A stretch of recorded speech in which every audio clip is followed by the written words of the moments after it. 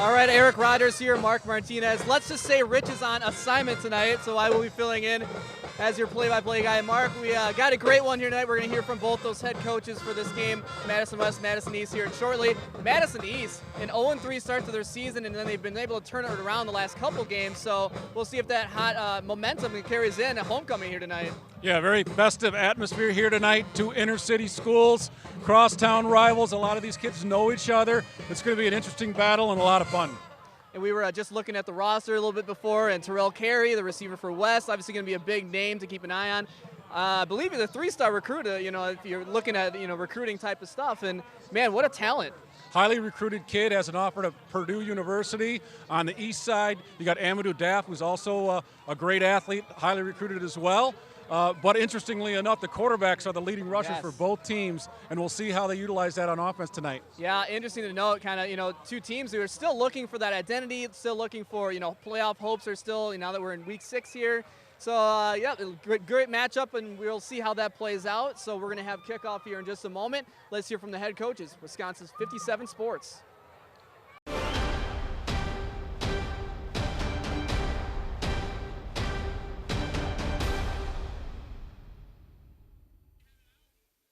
We'll have pregame here in just a couple minutes. We're going to talk with both the head coaches. We've got Brad Murphy of Madison West here. Lots been talked about with both these teams. Similar teams in terms of where you stand in the season, but now you come in. It's a big rivalry. Obviously, we're calling it the Mad City Bowl. So where do you see this whole thing going? Like, what do you know about each other, and obviously a first-year coach for you? Yeah, it's great that the two Madison schools, East and West, are getting together. Love Breeze Stevens, great avenue and great venue here. So, seeing these kids out here is going to be a lot of fun to watch. Coach had a big win last week against LaFollette. How are you guys going to keep that momentum going tonight? I thought last week we did some better things special teams-wise, so I'm hoping to continue that stuff. We ran the ball a little bit more effectively, so if we could do that tonight, I think that would bode well for us.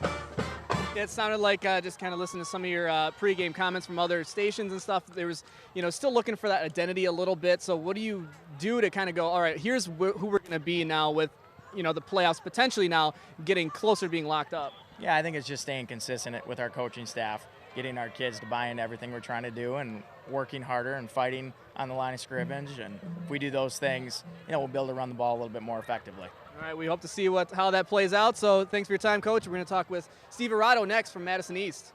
Sounds good.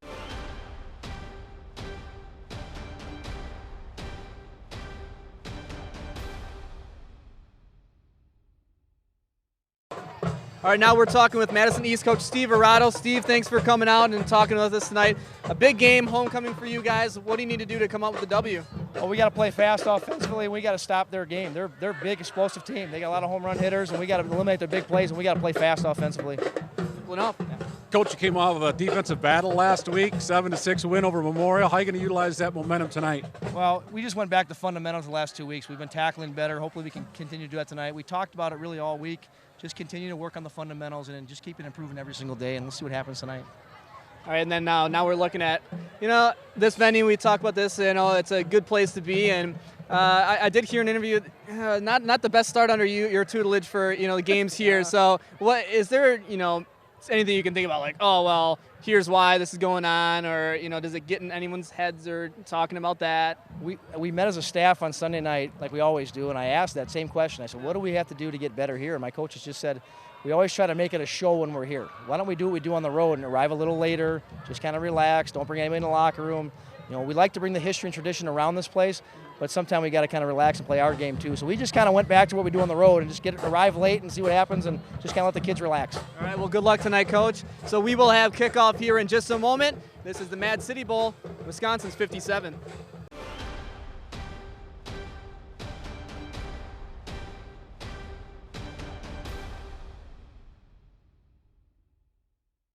We are down here on the sidelines of the A-1 Furniture Mad City Bowl, and we've got a Dale's Heating and Air sideline report for you before the game starts, and I'm joined now by the athletic director for Madison West. This is Chuck Siles. Thank you for being with us tonight. You're welcome. It's a great night for some football. We're excited for this game, and we're also excited to have you with us because I hear you're kind of new to the school. You actually started in July. So what has it been like so far?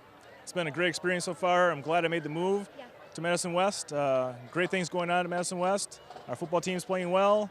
We have great student body, great fan support. It's exciting around Madison West. Absolutely, and like you said, great things going on with football and other sports too. So let's kind of focus on those. What other sports are in season right now at Madison West? We have men's soccer, women's swimming, boys and girls volleyball, our cross-country teams, tennis for the girls. It's all going well. I'm really excited about our tennis program. Cross-country is always strong for both boys and girls. Our soccer is playing well. So it's just exciting to be a part of the Region Nation. A good time to be the athletic director, it sounds like. It is, it really is. Now, quick before we go here, what would you have been the best part of being the athletic director over at Madison West so far? Just a chance to interact with all the students and all the coaches, and the administration is great. Our fans are great. It's just a great place to be. Wonderful. Thank you so much for being with us today. Again, this is Chuck Siles, the athletic director with Madison West. Thanks for being with us. You're welcome. Thank you. And we'll be back with more. Stick around to the A-1 Furniture Mad City Bowl after this.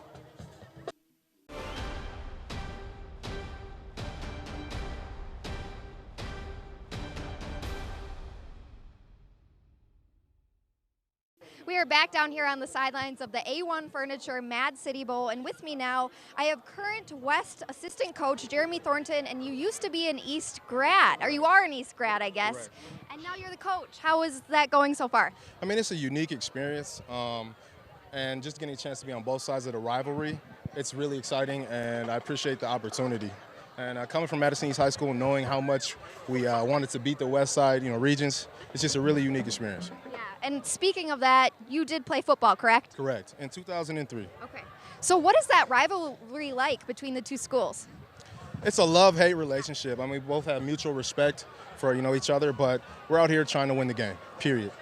Now, what do you have to do as a coach when there's such a big rivalry game like this, where there's a lot of emotions and it's a big game? I mean, we really game plan between the week, or during the week, I should say, and we have to make sure everyone's focused and ready and prepared and try not to let emotions get the best of us and make sure we're just playing some hard football. So now who do you root for? This is the big question, East or West? West High School, of course. Without a doubt, I'm a Madison West region. Oh, awesome. Thank you so much for being with us today. Again, this is Jeremy Thornton. He's the current West assistant coach and also an East alumni. Thanks for being with us. No problem. Thank you. And stay tuned to the A-1 Furniture Mad City Bowl. We'll be back with more sideline reports right after this.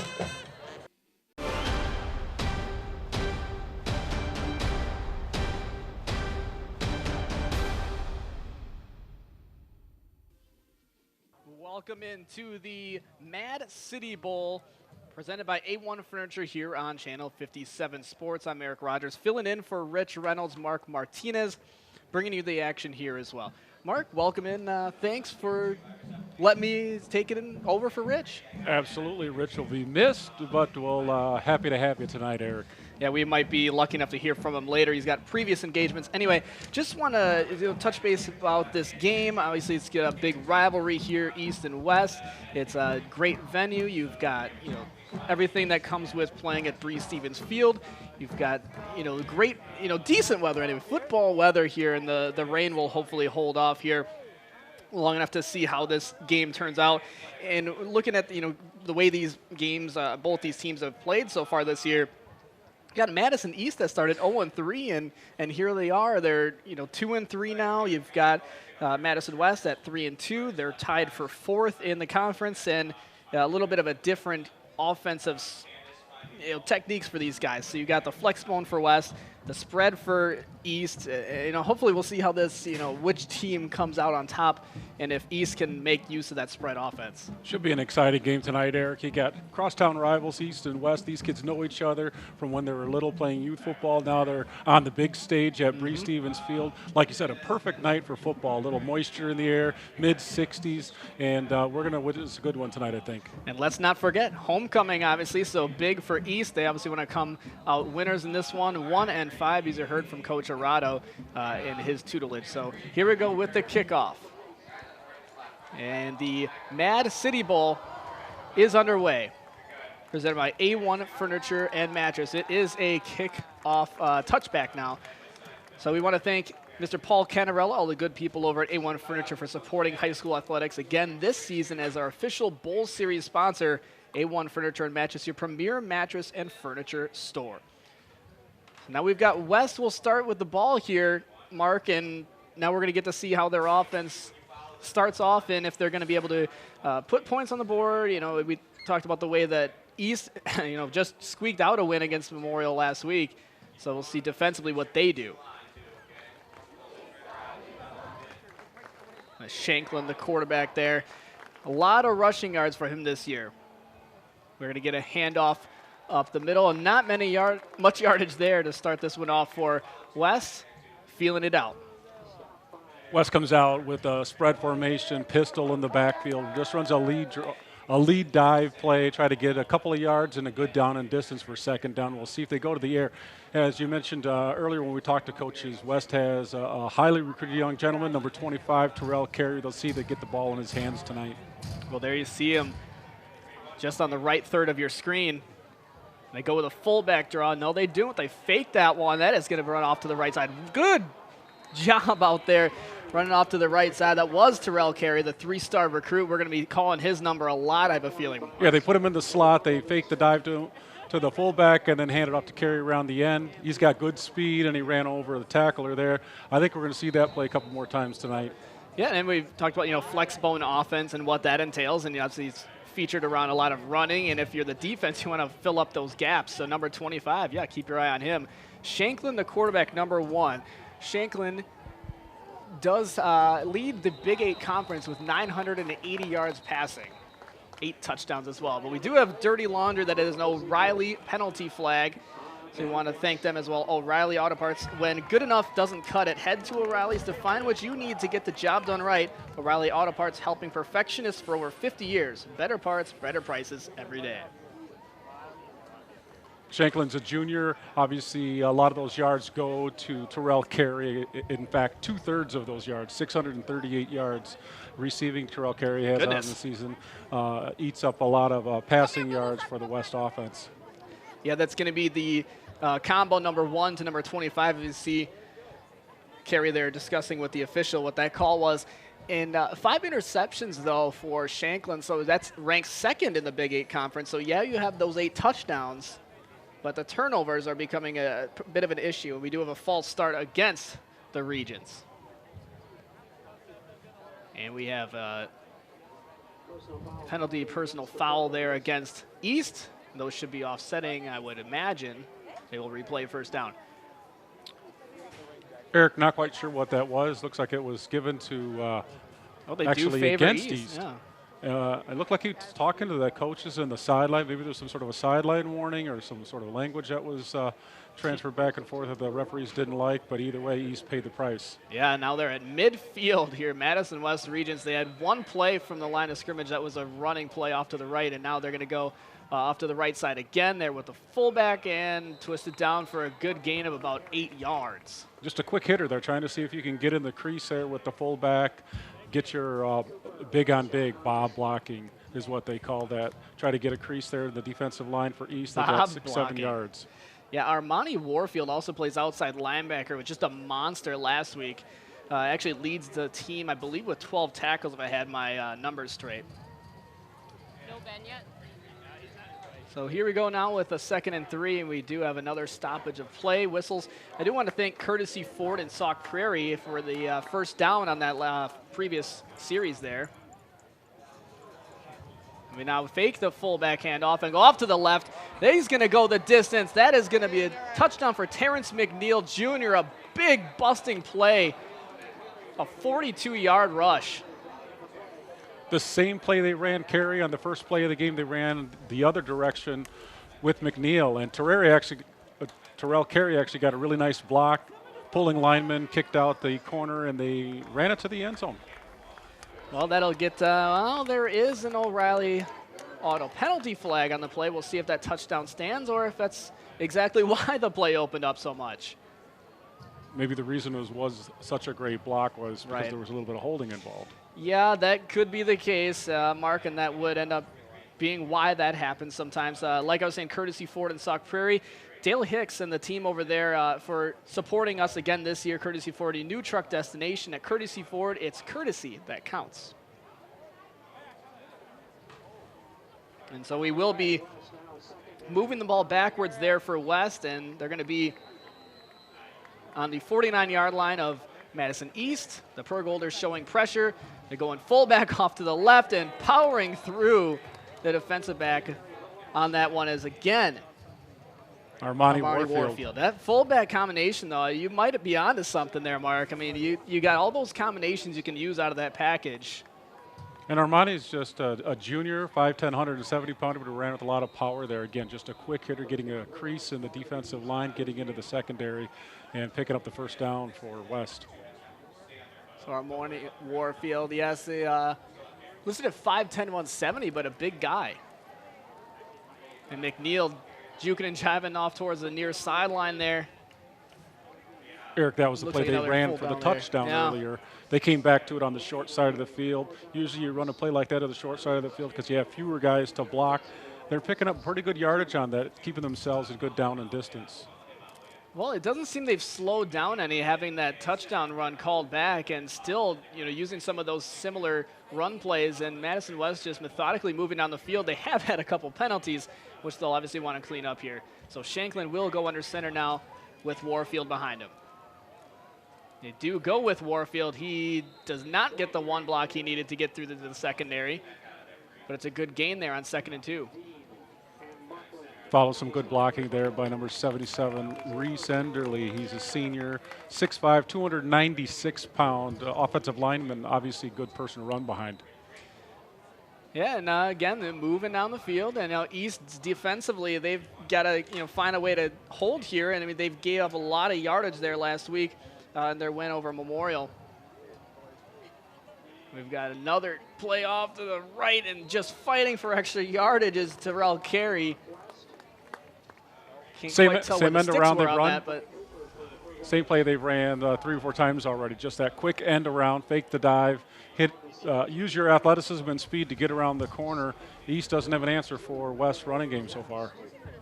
Well, and you can imagine more running plays on the ground there for the Regents as they move closer now into territory here for a score. 2nd and 2. And they go to Warfield. No, they go Carey the other way. He's got a blocker. It's actually McNeil, my mistake, and he's going to get inside the 5. But there we go, once again there, Mark. And again, I believe Terrell Carey was the culprit on that one. He engaged his block initially, and the guy tried to get a release on him, and he hung onto the jersey a little bit too long. It's going to come back. Well, you got to keep the arms inside at all times. They teach you keep the arms inside, and of course, as the defender getting held, you want to sell it. Yeah, you want to stay within the body. Sometimes you put your hand on the breastplate. You got to try not to grab the jersey, because if the defensive player gets any separation from you, the jersey gets pulled out. It's an easy holding call for the referees. Right. Yeah, and just we were talking before the game about how great it is to play here at Breeze Stevens, and for East, it's their homecoming. And actually, my grandfather was part of some sort of a youth coalition to actually build this place back in the day. I can't remember exactly what year that was, but man, it's a good historic place here, and they've done a good job renovating that. And again, now we've got flags before the play. A little bit of lack of discipline so far on West. I mean, they probably accumulated over 100 yards on this drive, but they're getting further away from the end zone once they get down in the red zone. Well, and that's part of, I don't know how much of that has to do with being a first-year head coach with Brad Murphy and some of these guys. It's not like the message isn't getting through at this point. But these guys are hungry. I think they come in here and they got the excitement of this game.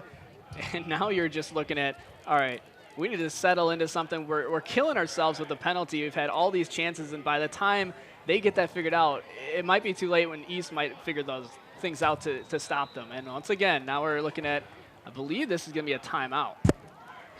Yeah, it looks like they're taking a timeout, try to regroup. Like you said, settle down the nerves a little bit. They're probably a little excited beginning of the game, sensing that they're dominating, which they are on the offensive line right now, and they want to punch it in the end zone, but they got to take it one play at a time. It's a Northern Tool and Equipment timeout. At Northern Tool and Equipment, there's no problem a little horsepower can't solve. Stop by their store off the West Beltline in Madison's behind Culver's. Access over 40,000 tools, or visit northerntool.com to sign up for great deals.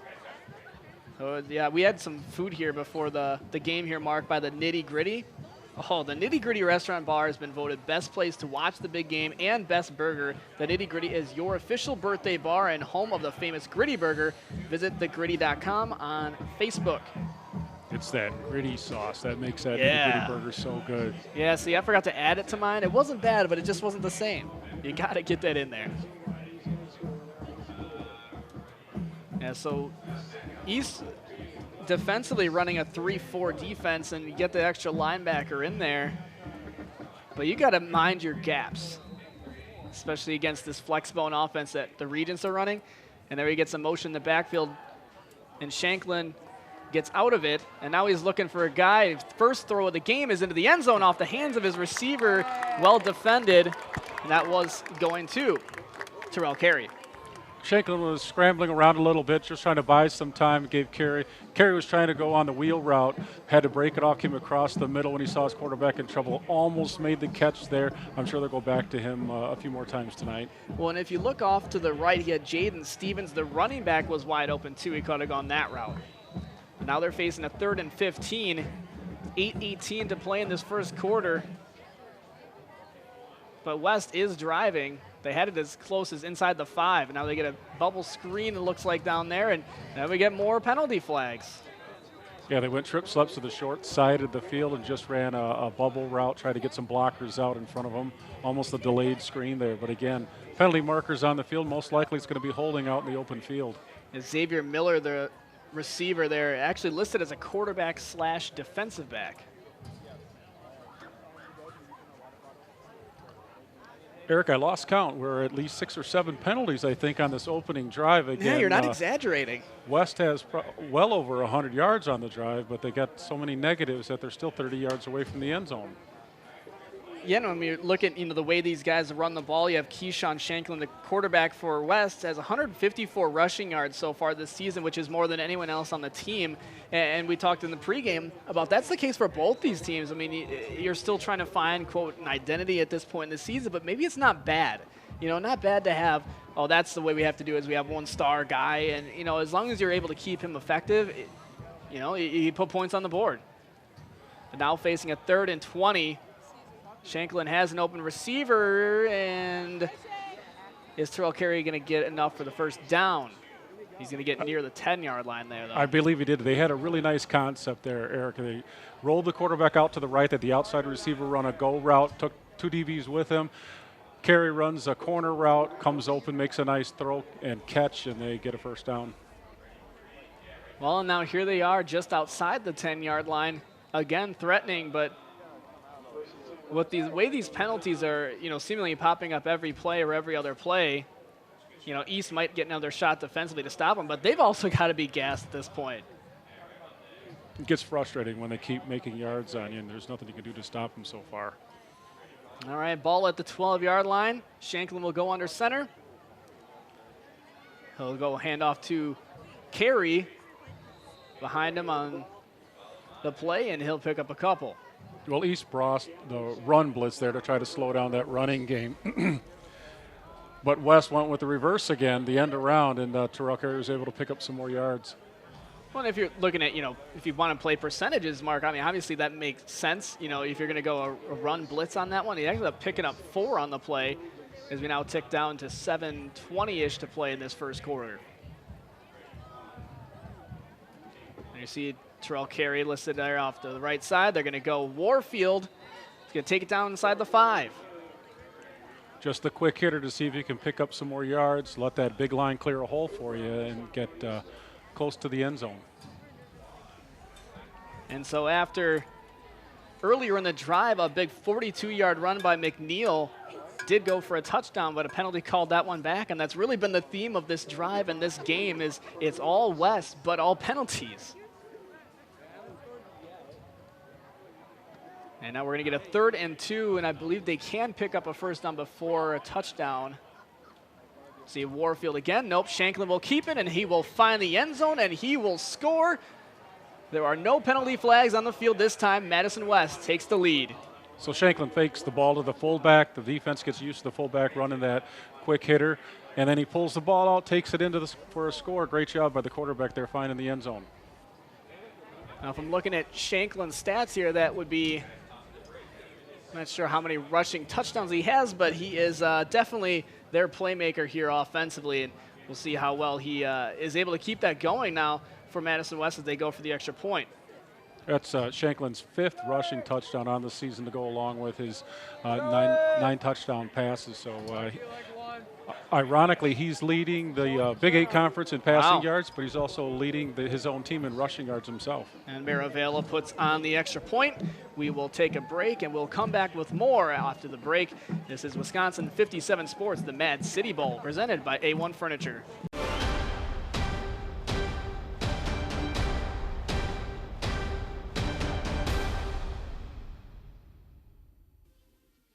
Back here out of the break after the Shanklin touchdown run. It is now 7-0 Madison West over Madison East, and trying to spoil Madison East's homecoming are the Regents. The Pergolders will receive this kick and get their first crack at offense, but we're pretty far through this first quarter already. Impressive opening drive by Madison West. A little frustrating, I'm sure, for the coaching staff, Brad Murphy and the West Region coaching staff, because they dominated that whole drive, but they shot themselves in the foot several times. It almost cost them, but they were able to eventually punch it in. Well, I think that's where you look at the positive and say, well, if we can get through that drive with all those penalties, things are looking up for us. And a short pooch kick. We've got to scramble for it. Not sure if an East player touched it, but that's the way the Regents say the ball went. So the official will say the Pergolders retained possession, never touched it. And that is where we will start. And we'll Wouldn't matter if the East player touched it, Eric. That ball's live after 10 yards. Did he so if the West would have recovered it, that would have been their ball. All right, fair enough. Well, there we go. So, Mark, thanks for the the clarification. So, yeah, I'm not sure then why you're not going for the ball. Yeah, I don't know why that didn't click for me, Mark. Good call. So here we go. Now we're going to have our first chance to see the offense for the Pergolders, and quarterback trying to run that one, not really working there for Thompson. Detrill Thompson. Now, if I'm looking at my notes here, third in the Big 8 with 704 yards passing, second with 8 touchdowns, third with 4th interceptions, though. Junior 5'8", 165-pound quarterback, dual threat, could run and throw. Well, they will get our first chance to throw, and he does, but being tackled in the process, and the pass goes incomplete. Just too much pressure there for them to get a good pass off. Number 81 for West, Gus Zeiss, was putting on the pressure. You'll see later in the game here, Mark, we're going to name our Anderson for Senate Most Valuable Player later in the game. So it looks like it's going to be Shanklin right now, but we still got a long ways to go. Special thanks to Libertarian Phil Anderson running for U.S. Senate for Wisconsin. Phil's proudly showing his support for youth athletics and humbly inviting you to support his efforts to represent you. So now Thompson will run off to the right, and nearly, we thought there might have been a chance at an interception as Terrence McNeil came in to break up the play. That was not a non-target pass. That was a great defensive play by McNeil, though. Read the pass, went up, and almost made the catch himself for an interception. So we'll be 3rd and 11. The one play that actually moved the ball was a run by Thompson, but it went the other way. We do actually have a 4th down. I didn't see the thing switch, so there we go. It will be a punt.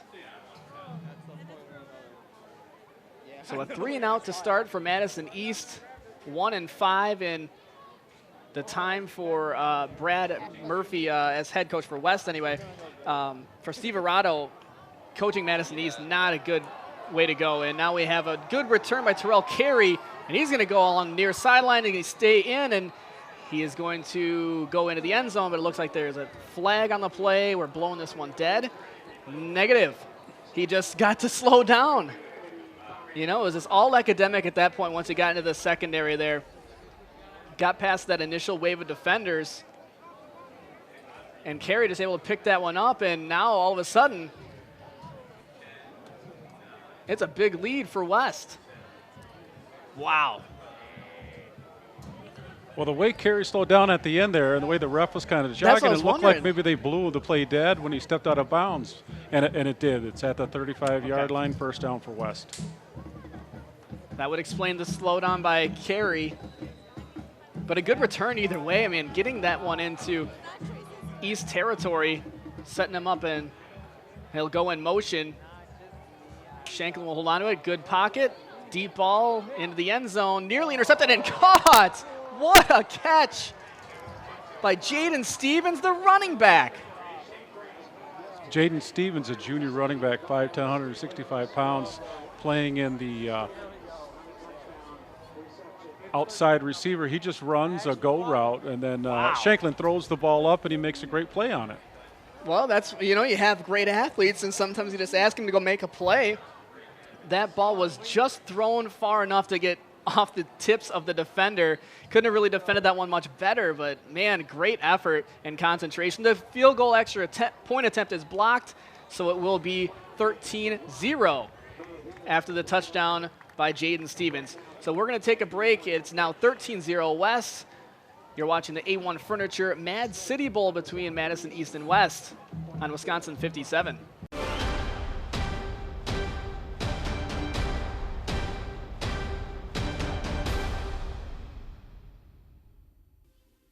Welcome back to the A1 Furniture Mad City Bowl. Mark Martinez, my astute sidekick here tonight. I'm Eric Rogers filling in for Rich Reynolds. This game is 13-0 Madison West, and it was that last drive was like 2 plays there, Mark. And after the way that first drive was set up, you would think, you know, this was going to be a grinded out kind of game.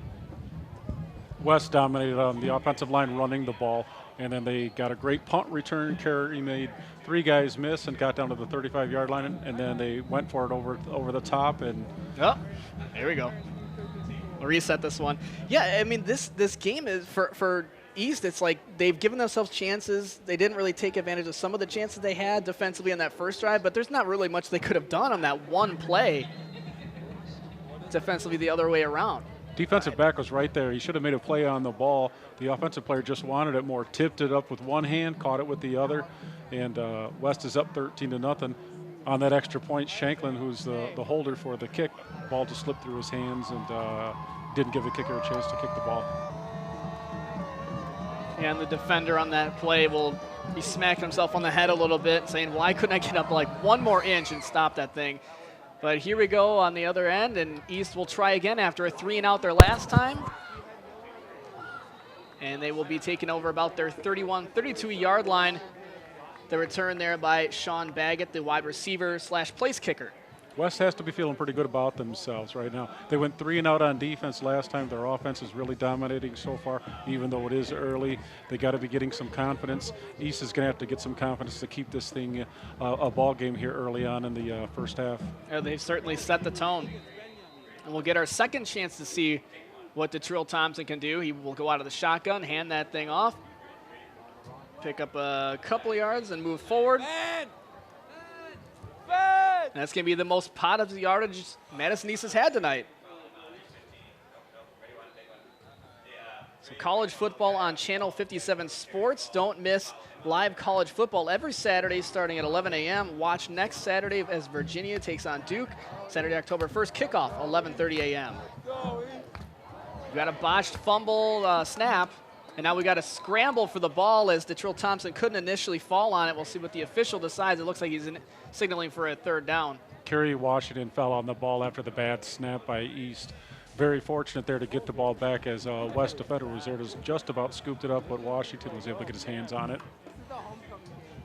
Well, and as you might have just heard, the person in the crowd saying, this is the homecoming game. What are we doing? Why can't we get anything going? It seems like, a bad snap and, not many opportunities. And here you go. You got to get something going. And now 3rd and 7 doesn't put you in a great position to just draw up any old play. So fake the handoff. Thompson will watch out for the guy behind you. He'll launch it as he's getting hit. That one goes just over the head of his intended receiver, and that's going to be a 3-and-out. Had to get down there open, number 80, which is Henry Brousseau, 6'1", 180-pound senior. Ball was thrown about 2 yards too long. He had a couple steps on the defender. Well, that's unfortunate for the Pro Golders as they would appear to be going into punting formation. And once again, we'll see if they can turn field position and keep the Regents from returning this one and putting themselves again in Burgolder's territory. So it's a high kick, drops at about the 35, picked up by Terrell Carey, and he's going again off to the left side, and it looks like this time, unless he steps out of bounds, that will be a touchdown. Terrell Carey is just lighting it up here at Breese Stevens Field. He's a special athlete, no doubt about it. Again, he's got a scholarship offer at Purdue amongst several other schools. Was looking to go down to IMG Academy in Florida for his senior year, but decided to come and play for the new head coach, and as well as his brothers that he's played for the last couple of years, and I think they're pretty excited that he came back. And after missing the extra point, there's Detrill Thompson. He'll go in. Looks like he's going to go hold the ball. Still waiting on the kicker to get out there. What a way to start, and it just looked so easy, Mark. I mean, the return, it didn't look like he had to go full speed. Great blocking, though. Here's one thing that I don't like about the punting formation that they use with that shield. They got 3 blockers back in front of the punter. After they punt the ball, those guys have another 10 yards to go to help tackle the ball carrier, and it spreads the field out. Gives an athlete like Terrell Carey a chance to get by. And it is now 20-0 Madison West over Madison East after the extra point. Eric, maybe I'm more old school where you had all your guys up and maybe one protector back there for the punter. But those guys are also your tacklers. They got to get down, get in their lane, and corral the ball carrier. And if you got only 5 guys up there, you got 5 guys in lanes, you got 3 guys back as safeties, and there's a much bigger creases for an athlete like Carey to expose. Well, they went max protect, and then that kind of does expose you. The punter does get the punt away, but it ends up costing him. And just as we were saying, Terrell Carey. So we'll have another kickoff, and we'll see if Madison East can do something with it here. A-1 Furniture and Matches presenting this game, the Mad City Bowl, thanks to Mr. Paul Canarella, all the good people over there supporting high school athletics this year. Your official Bowl Series sponsor, A-1 Furniture and Mattress, your premier mattress and furniture store. And so up 20-0 with 4:23 to play in this opening quarter. The kick is away. Madison East will take it at about their 20-yard line. And Kenny Jones will be tackled at about the 45, so their best field position here tonight. East needs some sort of a spark, whether it's a kick return, a pass, a reverse, a special play of some sort, just to get the momentum going, keep their defense on the sideline, get a drive established, and not let West run away with this thing. Well, and what was one of the things Coach Arado talked about for East, before the game, said limit those home run plays, and we've already seen 3 of them. One of them got called back, luckily for them, and it's already 20-0, and you're in a blink of an eye. So here we go with 1st and 10 from the 45. Detrill Thompson will throw it over his receiver on the far side of the field, pick up a good 6-7 yards. Hey, that'll get it done. That's what you got to do. Establish something. Just a quick hitter on a hitch, get upfield, get 7 yards, and you have 2nd and 3 and a manageable down and distance. Now your playbook's wide open. Yeah, you would think maybe this would be a chance when they can go deep, and they will throw it again. Looked like the same play, nearly intercepted that time. Goodness, that would have been dangerous. James Edison, that was Ben Thompson nearly intercepted that one, the DB. So here we go with 3rd and 4. 2 receivers off to the left side, 2 to the right, and scrambling. Detrill Thompson looking for something, going the wrong way. Finds a guy off to the left side, and he does pick up the 1st down. What a play, and I believe that was to Levi Maddle. Really hard to see the number out there, but I'll tell you what, Detrill did a great job scrambling, circling back like Fran Tarkenton back in the old days, and he just throws it up to his receiver. Well, and sometimes you think, oh, you don't want to go the wrong direction. That's a big risk, and sometimes you do the risk, and I guess scratch everything we just said there, Mark, because a penalty flag once again taking away a big momentum play for one of these teams, and this time it's Madison East. So interesting to get a block in the back call. And this will still remain 3rd down, but instead they're going way back into their own territory now instead of across the field into Madison West territory. So 3rd and forever. Thompson will obviously be throwing here. Hits his receiver, but not enough blocking and driven backwards. Stops at about the 40-yard line, and that's where that one will be, and we're going to have a punt here coming up. Try to run that inside slip screen there to see if they could get a crease. They got a few yards. That's a good play to run on first down or when you only need a few yards. 3rd and 18, it's an awful lot to ask your offense to pick up. We want to thank Kirsten Goggin, the hometown team supporter, Dane County's premier realtor. Thanks to Century 21 affiliated realtor and broker Kirsten Goggin for another year of support. If you're buying or selling, visit kjsellsmadison.com and let her experience work for you. So here is the punt formation, like you said there, Mark. 3 guys back there protecting the punter, and this time they get lucky enough to just kick that one out of bounds and no return. Smart play there. Carey wasn't in the backfield anyway, but you kick it out of bounds, make sure nobody has a chance to return that one. Big on you. And you want to get the ball inside the 20, and they got it, looks like right at about the 20, and that's the way the Regents will start this one off when they get the ball. So Dale's Heating and Air, we want to thank, we're going to have sideline reports later in the game, so we would like to thank our sideline report sponsor, Brian Olson and Dale's Heating and Air Conditioning, for supporting local high school athletics. Go to dalesheating.com to find out how you can get your dryer vents clean for free, putting your comfort first. Obviously, it's going to be that time of the year now that we're into the fall here officially, Mark. So you see some of the students there for Madison East, and hoping this is a happy homecoming, but now they're on defense with 3:12 to go in this quarter. And now a good running play. And wow, picking up 7, 8, 9 yards there on the run. And it looks like, once again, you're no running stoppage there for Madison East. That basic quick hitter with the fullback right over that big West offensive line, just leaning on the East defensive line and getting positive yardage. And Warfield, yeah, once again, and now you're at a 2nd and 1, so you want to try something fun? I mean, this is a good opportunity to do it, I think, if you're Madison West. You got Keyshawn Shanklin there after he had a quarterback keeper to start the scoring off in this game. And it's really been good offense once again. And now here we go the other way again. Terrence McNeil. Not quite as much blocking that time, but that's what you do. There you go. That's a first down. It's a nice quick hitting end around the way that they run them out of that flex bone. They get a guard pulling along with them to get a couple of blocks, get an easy first down there. Well, and one of the things, we're looking at, what did Madison East have to do? There was some, 0-3 start to the season, and they decided, look, we're going to simplify our playbooks and, make it easier to understand for our kids. And to some extent that's worked, but I think offensively it might have hurt them a little bit in terms of they're a little bit, I don't want to say predictable, but they haven't been able to get as much going as clearly Madison West has. Big run again from Warfield. I tell you, that kid with Monty Warfield runs real hard for a kid that's only $170, at least listed in the program. He runs with a low pad level, and he brings the contact.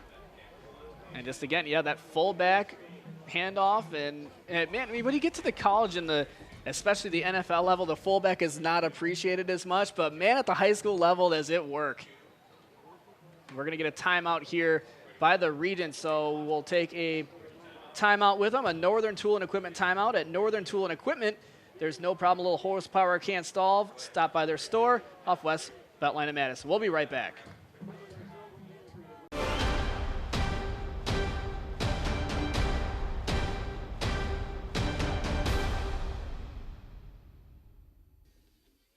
After a couple big runs by Armani Warfield, Madison West is set up at about midfield, up 20-0 over Madison East on their homecoming. Mark, what does East have to do to turn this thing around? I know it's early, but setting the tone. They got to shore things up defensively. They got to bring some different slants and twists, some blitzing linebackers to slow down that running game, and then obviously make sure they cover the receivers deep, because that's what West is looking to do. Play action pass, hit some passes over the top. Then on offense, they got to get some momentum going, get some first downs, and get in the end zone. Well, the defense has been on the field quite a bit, and now we're going to get a pass. And this one's Shanklin into the hands of his receiver, but taken away, and that is going to be an interception. That's exactly what Madison East needed. And coming down with it's Jovan Lane. Senior defensive back, number 25, Jovan Lane, just pulled the ball away from the receiver. A great defensive effort there. Looked like it could have been caught, but he yanked it out from him. East has the ball, and again, if they can get some momentum going, Eric, here, it'll help in the first quarter here. see if they can get some points on the board, but they got a long ways to go to do that. Yeah, I mean, I don't want to be a Debbie Downer, but that's the one thing that's negative about that play is you start so deep in your own territory. But, hey, you give your guys a chance. And one thing we haven't seen much of is Amadou Daf, the running back for East. He was a monster the last time these two guys met, these two teams here at Breese-Stevens Field. And Madison East won that game, throwing out of the backfield now. Hits his receiver, and another penalty flag. So it looks like this is going to be a hurtful play, you would think, for the Burgolders. Eric, as you mentioned, Amadou Daf was one of the highest-rated running backs in the whole state of Wisconsin, let alone in the Big Eight. And it's apparent that they don't trust their offensive line enough to give him the ball behind the tackles and just run in between the tackles. And so what they're doing is just spreading it out, trying to mix the ball around, get some yards using that spread offense, make West cover sideline to sideline. Hasn't worked so far yet today, but see if they can get untracked here in the first quarter. Yeah, just 170 yards and no touchdowns for Doff this season, which is really unfortunate for a guy who had that kind of talent. And like you said, if it's just as simple as we don't trust the offensive line, it's really, detrimental to the production of Amadou Daf and what he could do. So, unfortunately for him, it might get some not as many looks, college-wise as he would have otherwise. But now we got a 1st and 10 after the penalty. And the ball's loose, picks it up out of the end zone, and looks like Thompson's another flag coming out of that one. Man, some bad snaps here from the center. Be, now, did the flag happen?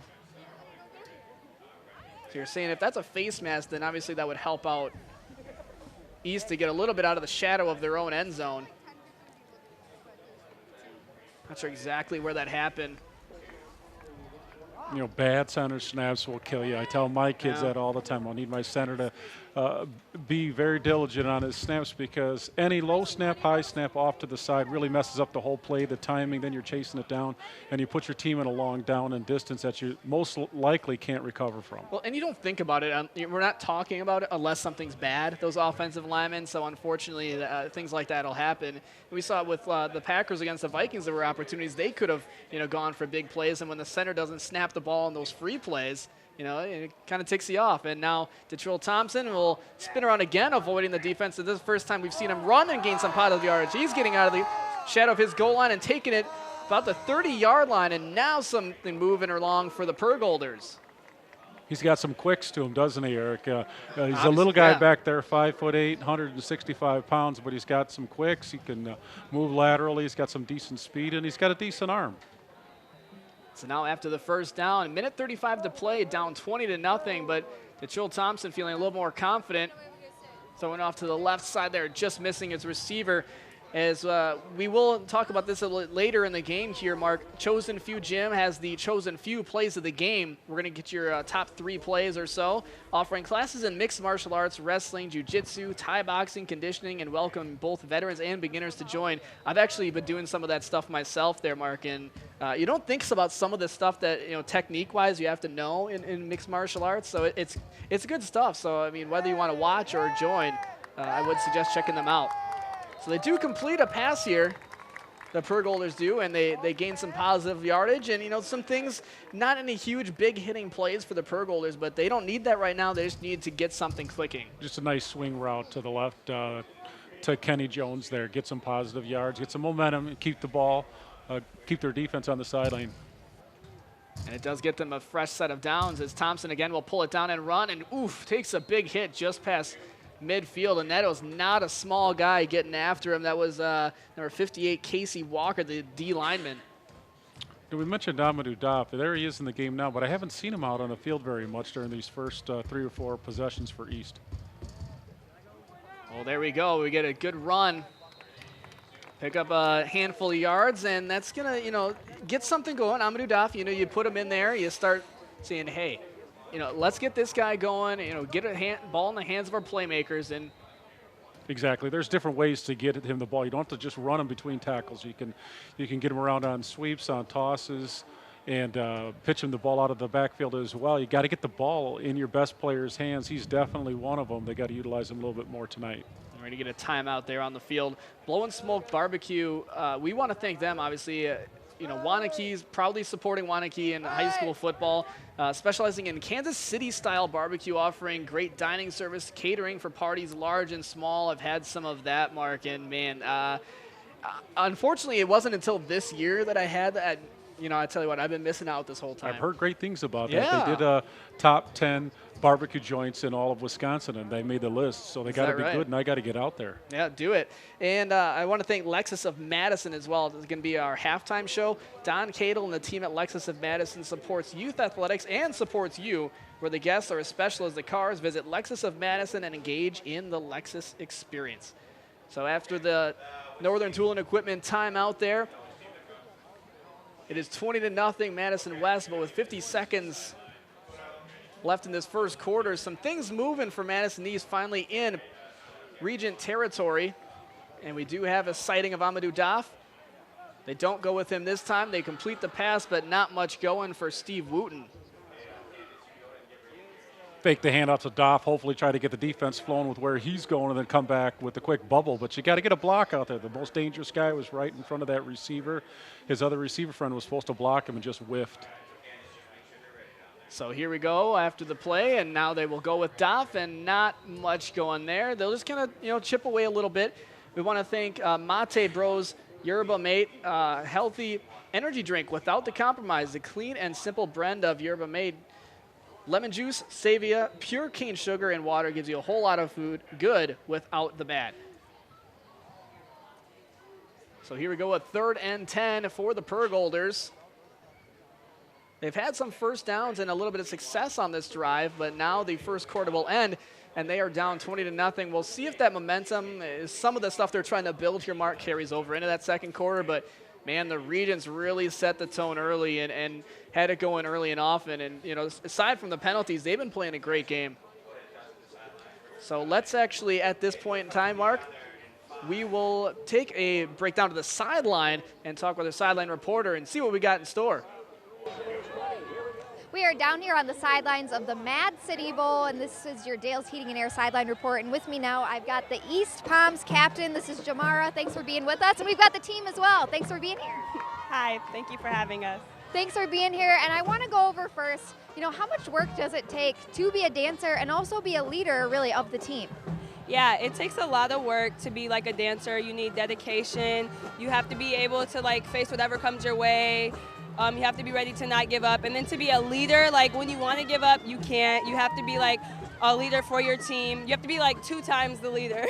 Absolutely. And talking about not giving up, how many hours a week would you say that you guys practice and put into this? So a regular week, it's 12 hours of practice. This week for homecoming, we actually practiced 21 hours. Yeah, it was intense. But for competition week, we practice around 14 hours. That's a lot of work. And what would you say your goals are as a team?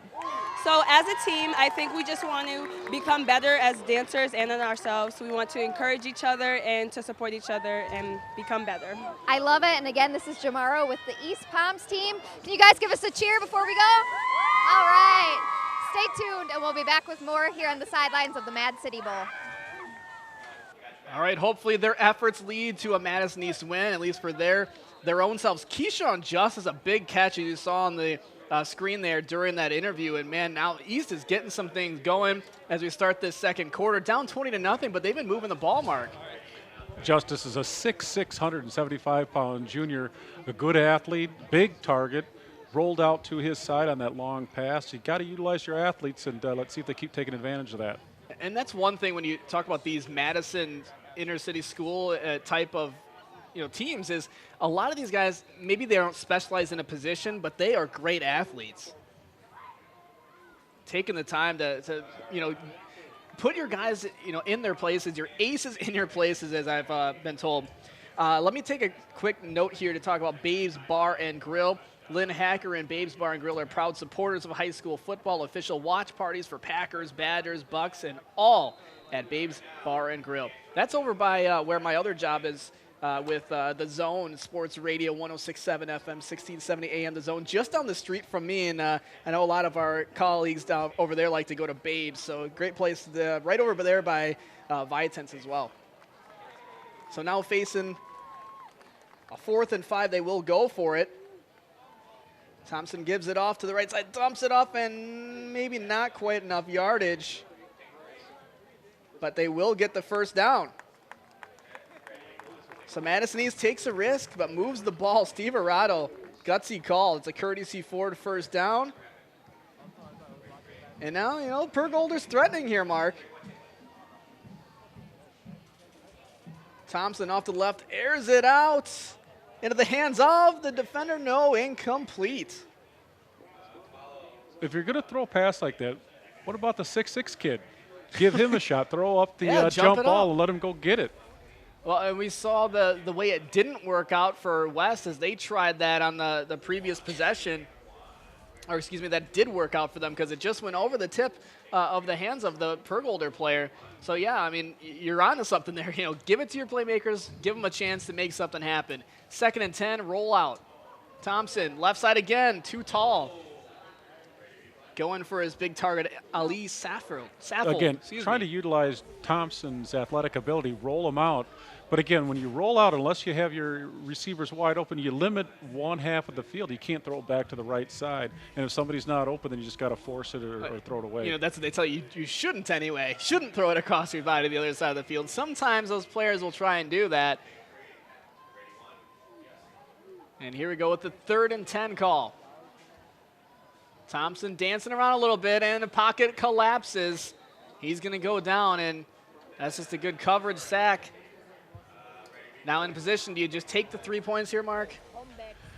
Depends what they have for a kicker. I didn't see much in the warm-ups. You want to get some points on the board for sure, but if you're not confident in your kicker, you're going to have to go for it. Well, they have a D lineman / plays kicker, Ivan Canchola, listed on the roster. But they will forego and go for it on 4th and 11. Thompson needs protection. He's got it. And now he's got to scramble a little bit. Finds his receiver and in for the touchdown. He finds his man. That was Keyshawn Justice, who had the big play earlier on the drive. Justice is served. There it is. Good one. I like it. He just ran a crossing route, and when Thompson got in trouble, he found him going right across the end zone. So we'll see if they go for the extra point or for 2. I haven't seen what East does this year after scoring, but it looks like they will go into a little bit of a different setup here. So sometimes these guys will, sweep from off to the left, and they'll go a line up. Yeah, there they go. So what does that do, though? I mean, is that just a matchup thing? It is. If they don't have enough guys covering that side there, you can throw a quick pass over there and try to out-block them. Usually they just go for the kick. And this time they do. It is 20-7. Madison East does score into the second quarter, excuse me. We're going to throw it down to the sideline, I believe, and we got an interview. Ellen, what do we got? Thanks, Rich. I'm down on the sidelines here, and I have a Dale's Heating and Air Conditioning sideline report for you. With me, I have Lori Carey. As you can see from the way she's dressed, this is a Madison West mom, and she is proud. Lori, thanks for taking a minute here. I'm wondering what brings you into tonight's game. Well, my son plays on Madison West team, number 25, but a lot of the boys I've known since 4th grade or before, so I followed them. Proud supporter of all of the boys, not just number 25. Now, I hear that you've had other kids besides number 25 come through athletics at West. Is that right? That is correct. Terrell is number 5 of 5. Of 5. There's not going to be a number 6, just so we get that straight. All right, and how do you think the season's going to go here for West? We're very hopeful about the season. Right now their record is 3-2, and they have been getting better every single game. Started out as some underdogs, and they're doing okay, looking good. All right, this is one loud and proud mom. What is your signature sound, Lori?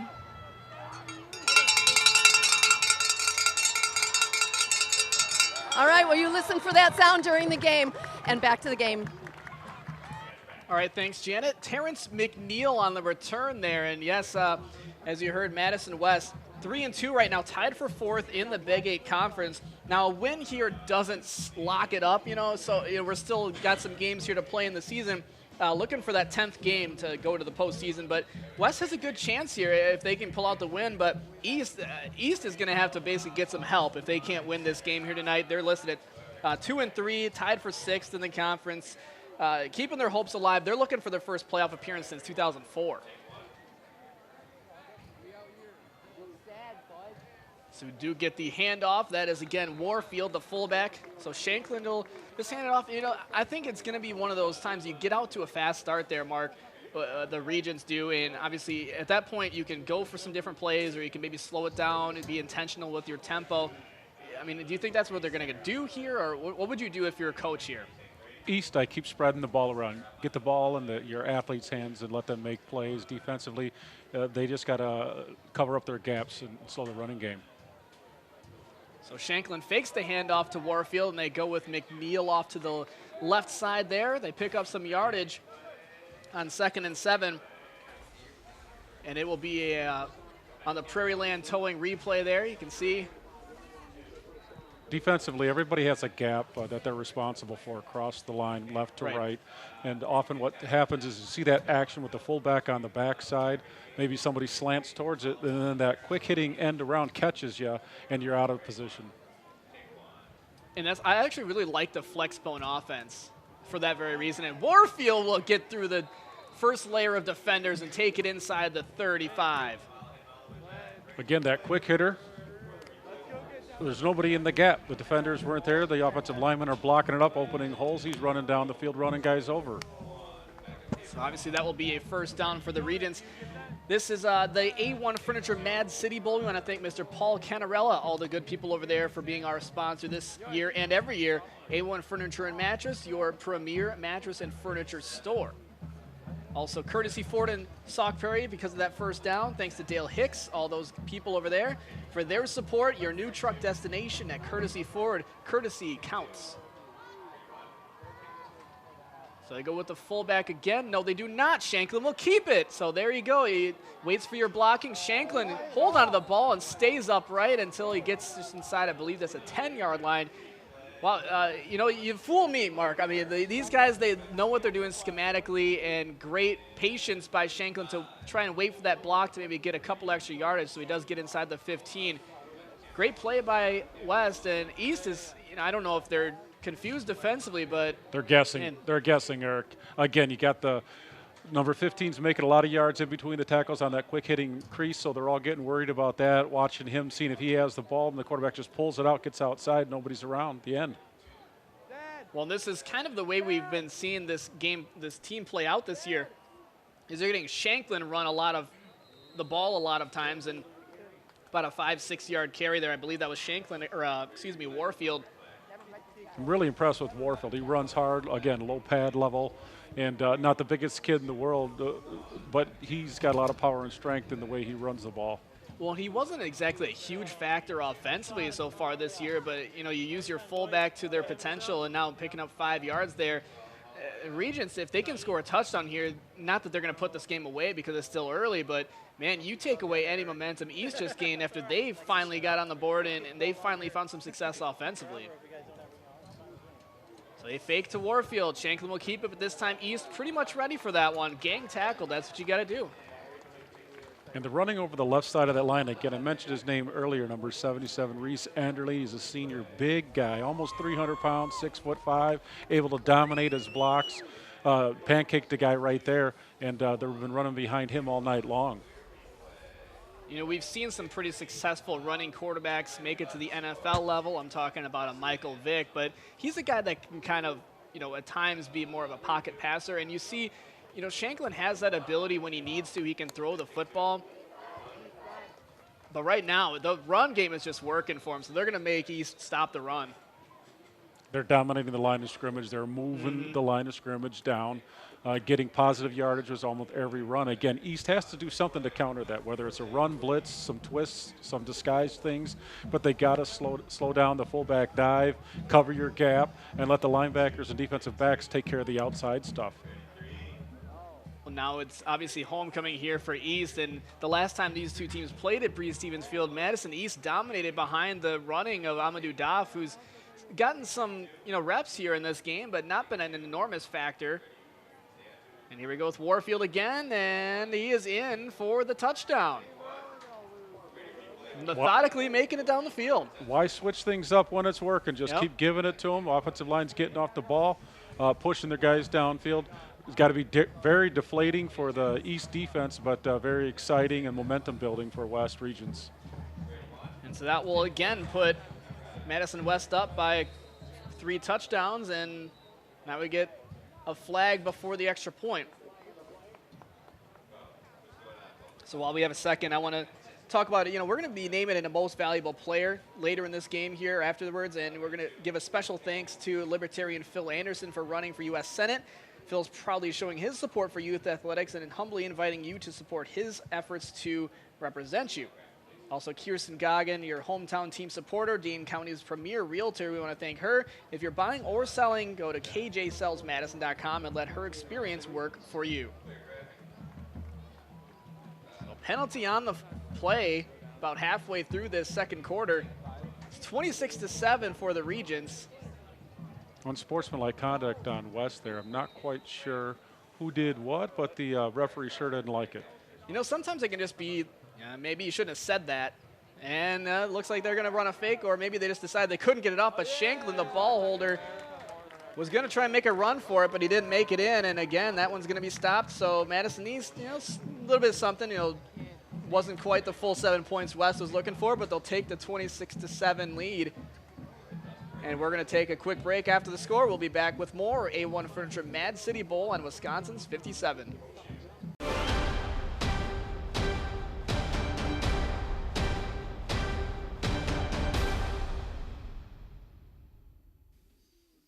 It's 26-7. Madison West over Madison East. I'm Eric Rogers along with Mark Martinez providing the color here tonight. This game has been all Regents, but Madison East has done some things to try and make this worth their while. It's obviously homecoming for them, so they don't want to disappoint their fans, all the people coming out here. But man, it's almost like we've kind of been saying, Mark, it's that offensive line for Madison West just dominating in this game, and they had that return touchdown. So how does East, how do the Pergolders stop more of those home run plays? They got to be gap sound defensively. Everybody's got to know their assignment, and they just got to start executing. And what's on the line here tonight is potential playoffs. The hopes for Madison East kind of hinge on this game. Not that they would be totally out of it, but it would put them in bad position if they can't win this game, as we get the return there by Kenny Jones, and he is thrown down hard. Kind of dancing around with the defender, trying to look at some room. Yeah, they're going to get good field position here because of the penalty. So they're going to get the ball at about the 40-yard line, but I'd like to see them just get north and south here rather than dance around and not really get anywhere. So as you mentioned, it'll be about they're going to mark it at the 39-yard line where East will start. That's about where they started last time when they ended up with 7 points. So, nothing too bad, disappointing to be looking at in this game. So Thompson will take it out of the shotgun. He'll throw it over to the right side, which if the receiver had not caught that would have been a backward lateral. So that was a catch by Kier Washington, the running back. East has the spread, no huddle, hurry up. And if they can get some momentum going, catch West, nap it a little bit, and punch it in, they're not down by much. They can make this a game by halftime. Well, and that's one of the things that Steve Arado, Madison East coach, had said is, look, in order to win this game, aside from just tackling better and being more sure, we need to wear down their two-way players. And you see, Madison West has Armani Warfield, a fullback, who's also a linebacker in there, and he was in on that play, didn't make the tackle, but you wear those guys down, and the way they're running the ball so much, West is, Warfield might not be as effective later on if they can get some things moving offensively for East. And we got a 3rd and 4. Thompson rolling out. He'll pull it down and try to run for it. He's got it. Pull onto the ball, takes a big hit, but into Madison West territory. That is a Prairie Land and Towing first down. He covered a lot of ground really quick there, Eric. He got outside the pocket there, saw that he didn't have a receiver open, stuck his foot in the ground, and just sprinted there for about 15 extra yards past the first down. He's an exciting player. And now it seems like East is kind of moving at their own pace now. They seem to be more sure of themselves and definitely more methodical. And here they go picking up a nice quick 5 yards. And, it looks like they finally settled into this game. So we'll see if it's not too late for them, but definitely they've got some room to make up here. The hurry-up works when you're gaining yards. It sounds simple, but if you're not getting first downs in your hurry-up, your defense is going to be back out on the field quickly. Well, and here we go after the 1st and 10. I believe that should be a 5-yard gain, and there we go with another run up the middle and another maybe 4 or 5 yards, and that's going to be number 15, Kier Washington. So Washington getting more carries, though, than Amadou Doff would normally out of the backfield. But as they're moving the ball right now, go with the guy that's hot. Yeah, it's surprising, Eric. I would think they'd want to get the ball in Amadou's hands a little bit more. He's got the breakaway threat, but here comes an option. And then again, they go with Washington, who's going to pick up another, good chunky yardage. And look, they're moving the ball, so nothing bad there. And we're going to have more sideline reports throughout this game. We've already seen a couple of them tonight, as we've got a flag there on the play. Man, this game's been not penalty-free, not as solid defensively and offensively for that matter as you'd like to see. Emotions are running high when it's a cross-field rivalry. Guys that you've been playing with a long time since you were kids, and you know them, but you don't want to see this many penalty flags in the first half of any game. We do want to thank our Sideline Report sponsor, Brian Olson at Dale's Heating and Air Conditioning, for supporting local high school athletics. Dale'sHeating.com, find out more. We'll also be, the tailgating show is brought to you by Blow and Smoke Barbecue in Wanakee, proudly supporting high school athletics. Kansas-style barbecue, you can't go wrong. And now we'll get the play after the penalty flag. It's going to be 3rd and 3. So as you can see, it would appear to be a passing type of situation, so we'll see what Thompson comes out with. Surveying the defense as the clock ticks down to 3:44. He's got some protection. He'll go deep into the end zone, and he goes into the end zone for a touchdown. Are you kidding me? Henry Brousseau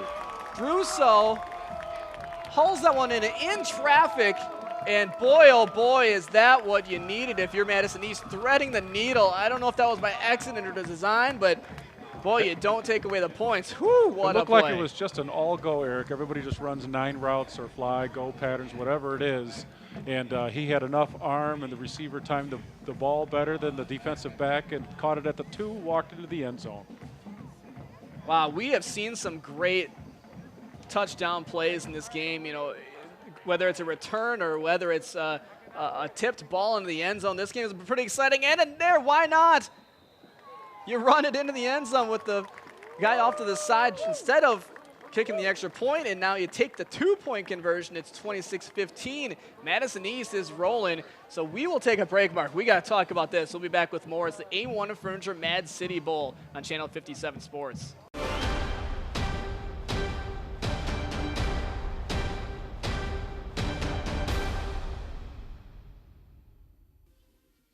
Ooh, the defensive end on that play there, Mark. So East has one of the largest holders for kicks that you'll ever see out there. Keontae Shad, 6'3", 260 pounds. And what they did with that swinging gait, they saw that they weren't aligned properly. They direct snapped it to him, and he just plowed over a couple guys, got 2-point conversion. That is a gutsy call. It's 26-15, and this game's really closed the gap here for Madison East. And, man, that's what you like to see if you're East. You get down in the 20-0 hole, and now here you are knocking on the doorstep, putting up some good plays before halftime. We're going to get Terrence McNeil on the return for the Regions. He'll take it out near the 30 where they start. East has to be pretty happy with where they are right now. Again, we talked about the West offensive line dominating the East defensive line, and yet they find themselves only down by 11 points and within striking distance here early in the second quarter. And we've seen plenty of O'Reilly Auto Parts penalty flags. When good isn't good enough to cut ahead to O'Reilly's to find what you need to get the job done right. O'Reilly Auto Parts, helping perfectionists for over 50 years. Better parts, better prices every day. And here we go. The Regents trying to answer the call after the 2-point conversion attempt was successful for the Pergolders. And Warfield is not the ball carrier. Instead, they're going to go with Terrell Carey. Go back to that end around again. Not gap sound. You see a lot of guys crashing to the hole where the fullback is going, which leaves a big hole back here, backside with the pulling guard, and Terrell Carey has grass to cover. Yeah, that is some sound blocking, and now you're in a 2nd and 1 position. You can pretty much open up the playbook at this point.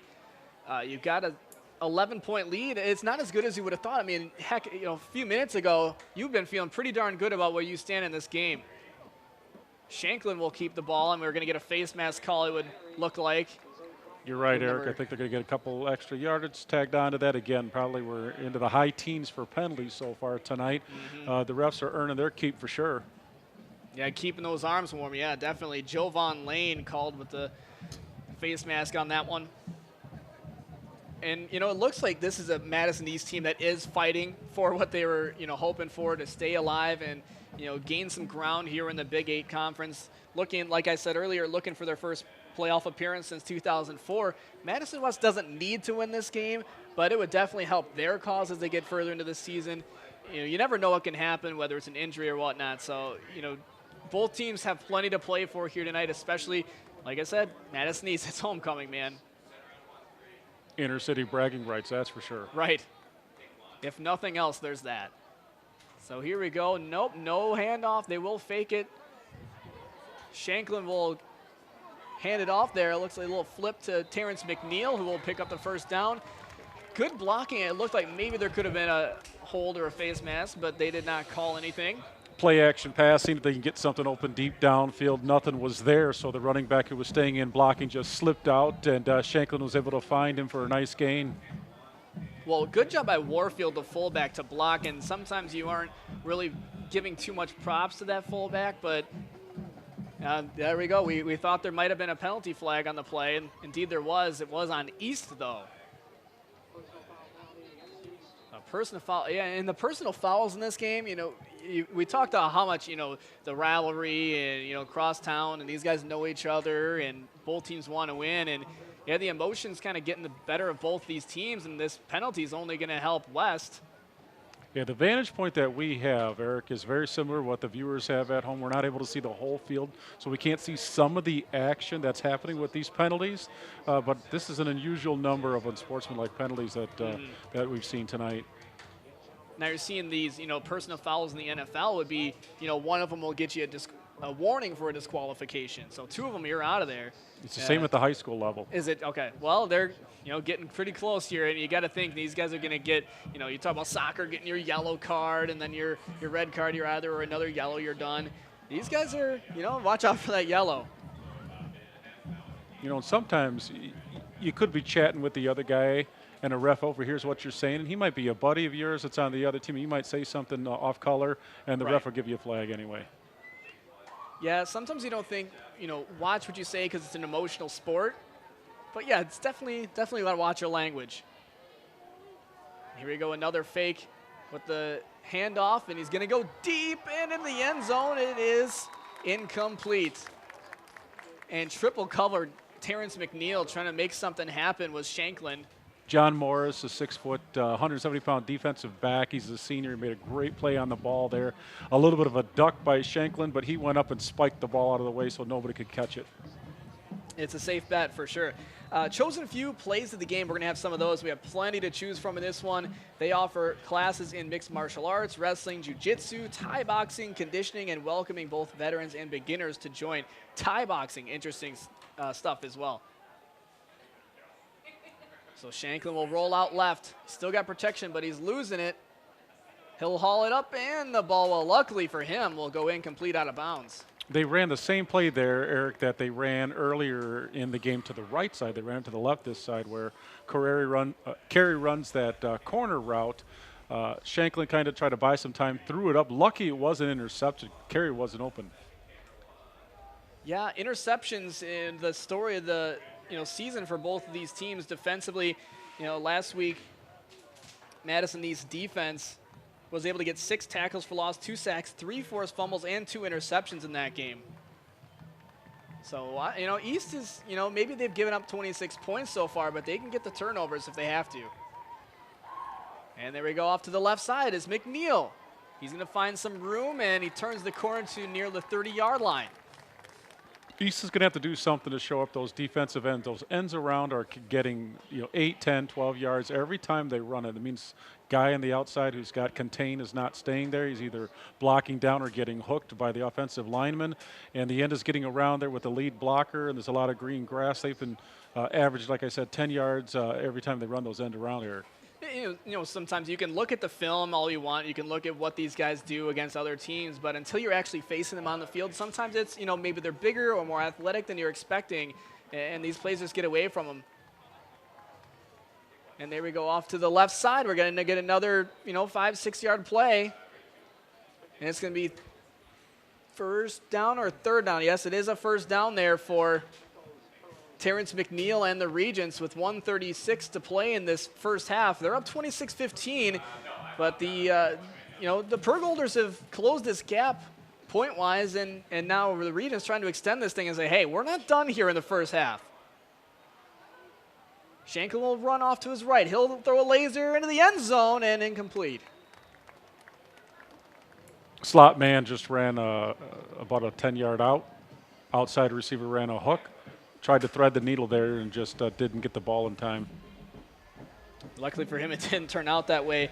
We will have the halftime show coming up. Todd Cradle, we want to thank you and all the people at Lexus of Madison for supporters of youth athletics.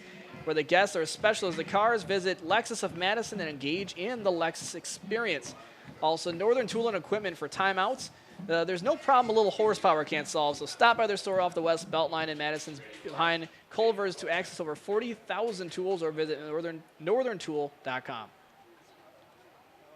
So on the 2nd and 10, tipped up in the air and falls incomplete at about the 5, so luckily there for the West Regents.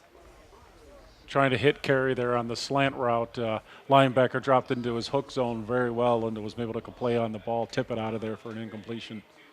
Well, and now if you're the Pergolders are saying, hey, one more stop, we'll limit them to a field goal attempt. That'd be a win for East. It absolutely would be, especially in the way they've been running the ball. The Regents are just, I don't have the yardage in front of me, but I got to imagine they're closing. I thought they would have kept the ball on the ground to keep the clock going. Don't let East have a chance to score before half, but they decided to throw it these last couple plays. Well, now here we are in a 3rd and 10, and there'll be another throwing play. Into the end zone. This time he does find his receiver. Does he get his foot in bounds? It is a touchdown. And the West Regents have scored again. Terrell Carey shows you why he's a highly recruited guy. He runs a nice, sharp, crisp route here. Quarterback puts the ball right on the spot. He makes the corner right in front of the pylon. And so that's what you do. I mean, you've talked about maybe they should have run the ball, wind this clock down a little bit, but you take the points now up 32-15. Certainly will. We'll see if East can move the ball in a minute 14. Here is the extra point. It's up, and it is good. It's 33-15. Madison West, the A1 Furniture Mad City Bowl between East and West is a good one. We're going to have more after the break. You're watching A1 Furniture Mad City Bowl, Wisconsin 57.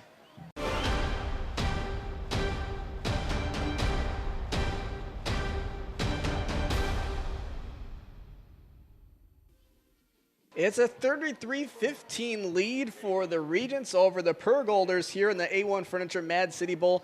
Eric Rogers here in place of Rich Reynolds alongside Martinez, my bad, buddy. There you go. I'm thinking Packers right now. That wouldn't have been bad either. Let's be real. Oh, man, this game, is Madison East going to be able to put something together with their offense in a minute 14 to be able to score here, Mark? They got the type of offense that can do it with their hurry-up spread. They got some momentum back there when they got the score down to 26-15. West took the momentum back just now, and we'll see if East can do something right before halftime. Well, we've seen they've definitely been able to strike on some of those big passing plays. Running game hasn't been as much as they'd like to see, especially when you talk about Amadou Daf and what he's been able to do so far in his past. They get a decent return there by Kenny Jones. It takes 4 seconds off the clock, puts them in decent field position. I'm not sure how many timeouts they have. But this would be a sort of position to say, hey, we got to, take something back, send a message before halftime, take any points we can get. So the ball is going to be on the 35-yard line. With a minute 10 to play here, Mark. Thompson out of the gun. Another bad snap, but he picks it up. Pocket collapses. He's getting away from it, and he finds his receiver. Another big target, takes it across midfield. And that was number 23, hit Steve Wooten, his second reception tonight. Another big receiver there. Steve Wooten is listed at 6'6", 210 pounds. They're going to get these tall receivers, get the ball in their hands. Well, the clock ticks under a minute to go. Thompson looking left. He's throwing deep. Finds his receiver, and he hauls it in. And the catch is good. Oh, Kenny Jones, thank you very much. Again, nice pitch and catch. Throw it up high. Let your receiver have a chance to go get it. Reach up high. Catch it just like a rebound in basketball. Secure it, and you got a lot of yards just like that. Well, now inside the 15-yard line. You don't want to waste time here, Mark, but, you got something to work with. Thompson will go again, but, we got a penalty flag. It's going to kill some of that momentum.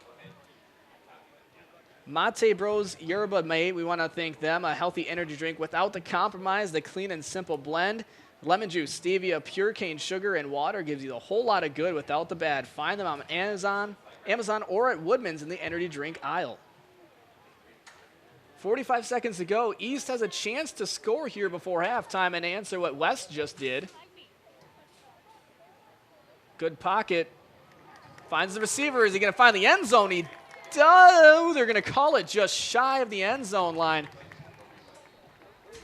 And that was Wooten again, I believe. And he knew it. So close. Couldn't quite stretch that big 6'6", 210-pound frame over the goal line. Looks like they're going to take a timeout and talk about it, but they're only inches short of scoring here, Eric. So we'll keep it here during the timeout. It is Babe's Bar and Grill. We want to thank them as the official Wisconsin sports watch party. Lynn Hacker and Babe's Bar and Grill are proud supporters of high school football. Official watch parties for Packers, Badgers, Bucks, and all at Babe's Bar and Grill. Eric, the Badgers played LSU up at Lambeau Field. First game of the year, right? That was good stuff. Both of these teams have a little bit of an homage to LSU Tigers. If you look at their helmets, West has that West curved on the helmet with the lion head on it. It looks just like LSU. And East has the eye of the tiger on the side of their helmet. They got the numbers on one side, the eye of the tiger on the next. Both of them are pretty cool logos.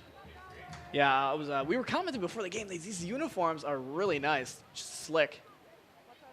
Thompson will give it to Amadou Duff. Does he get enough of the end zone? He does. And that will close the gap here as Madison East is able to find the end zone within the 30 seconds left before we get to halftime here. David Maravella's kicking himself. He's a linebacker for West, 5'9", 170 pounds junior. He had him dead to rights in the backfield for about a 2 or 3 yard loss. He's West's leading tackler. Couldn't come up with a tackle. Amadou Duff made him miss and got into the end zone to narrow the gap here for East. Well, now it looks like, West they're looking for that play now at the goal line on this extra point. Again, he got a big 6'3", 260-pound guy holding the ball. You rarely see something like that. An interesting strategy for East. High snap. They get it down, but it's blocked.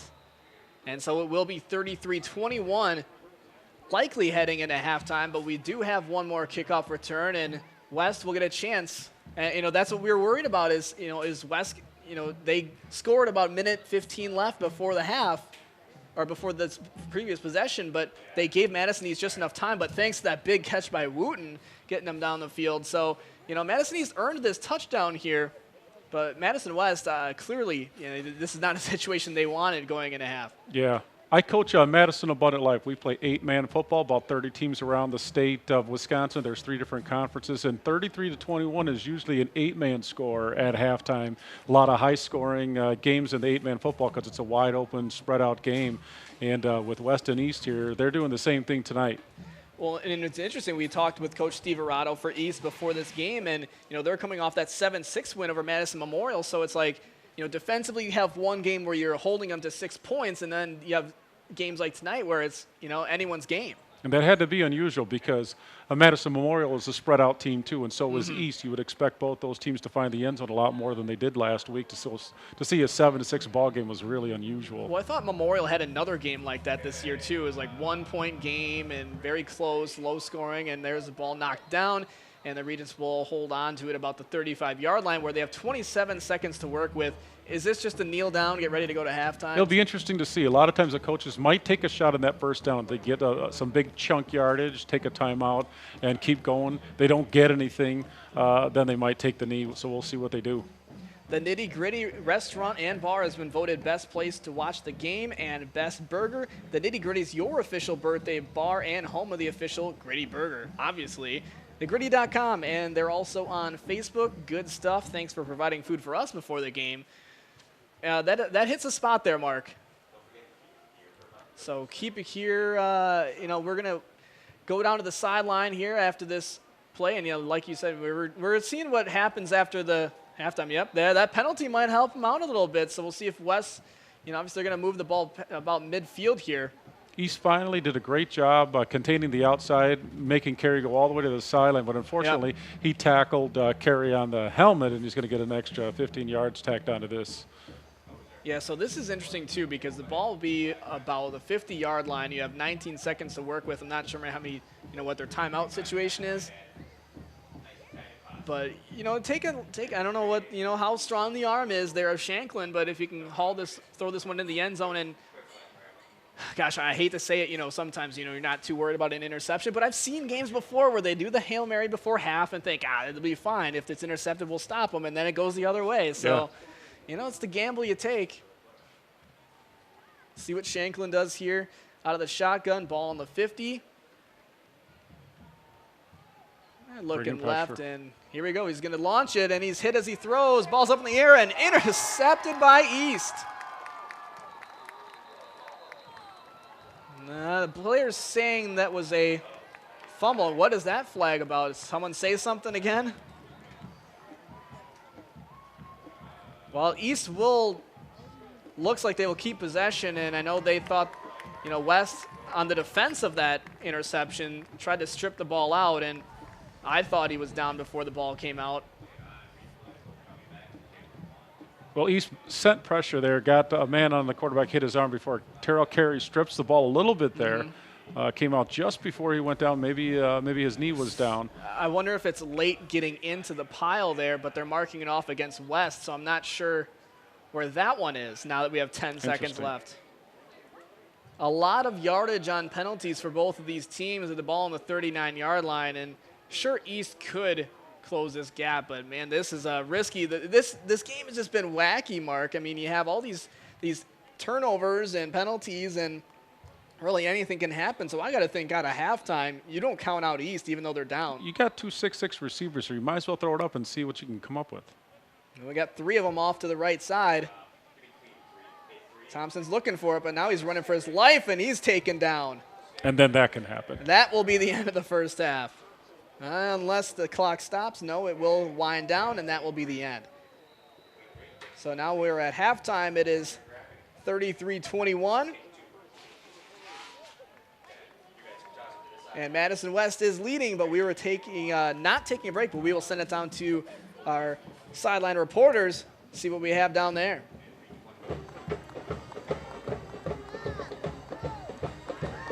Thanks, guys. Yeah, Ellen and I are down on the sidelines here at Breeze Stevens Field. We've been busy gathering up guests for the Lexus of Madison halftime show.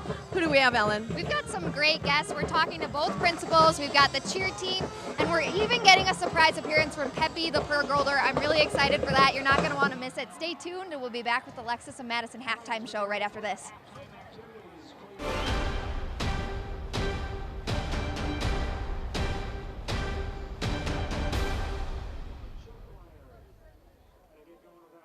It is halftime down here at the A-1 Furniture Mad City Bowl, and we've got your Lexus of Madison halftime show. And with me now, I have Phil Anderson for U.S. Senate, a familiar face at this point. Thanks for being with us today. Thanks for having me here, Ellen. It's great.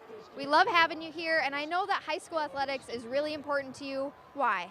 It is. I love high school athletics. One of the reasons is that there's a culture of accountability, that the players are responsible to each other, responsible to the coach, and you know that if there's a culture where if anything was going wrong or there was an abuse or something inappropriate, that they would report it.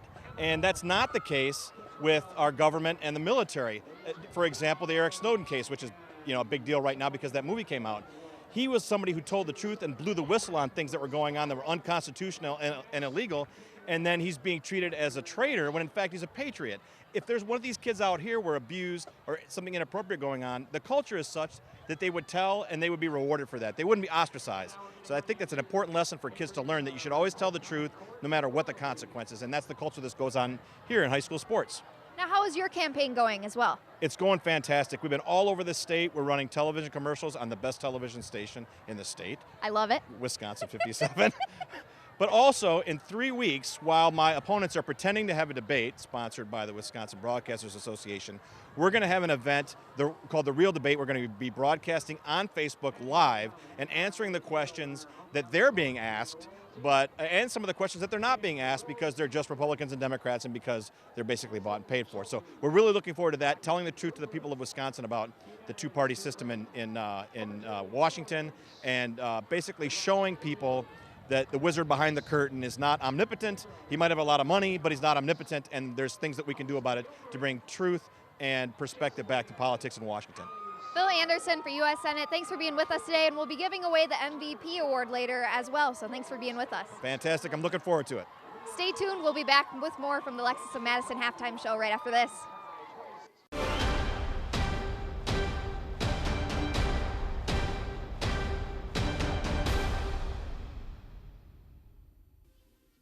And welcome back. You're watching the A-1 Furniture High School Bowl Series, and this is the Mad City Bowl. We're right here downtown Madison, East versus West. And this is the Lexus of Madison halftime show. With me, I have the Madison West principal, Beth Thompson. Thanks for taking a few minutes here at halftime with me, Beth. Want to know, so we've been busy with athletics. Talk to me about the academics of West that's going on right now.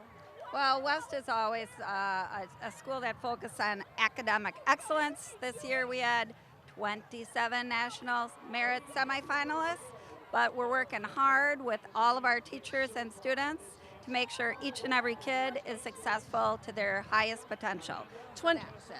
27, is that a lot? Is that a little? That's a lot. Historically, we've ranged anywhere from 15 to the 20s, but most schools might have just a handful, some have none. So that shows that historical excellence. Great, congratulations on that. That's a great achievement. You mentioned something special about homecoming. Tell our viewers about that. Yeah, so we have taken a new approach to homecoming as of last year. We no longer do kings and queens, we do regent royalty, which means it's a gender-neutral court of the top 20 students, and it's been a phenomenal experience, creating lots of great school spirit for each and every kid at West. Great, and this is your second year of that. Yeah. All right, so you have been with West for many, many years. Yeah. All right, so how well do you know your Madison West principal? First, brats or burgers? Brats, we're in Wisconsin. Wisconsin after all. And your favorite indulgence? Ooh, driving around in my red Mustang convertible. That sounds like fun. And last, your first job? I hate to admit it, but I was a teacher at West High School. Don't tell anybody, but my heart's at West. You mean East High School? Yeah. Oh, I'm sorry. I was a teacher at East High School with Milt McPike, 15 years. And now we know. All righty. Well, thanks again for your time. We'll be right back with more A-1 Furniture Mad City Bowl.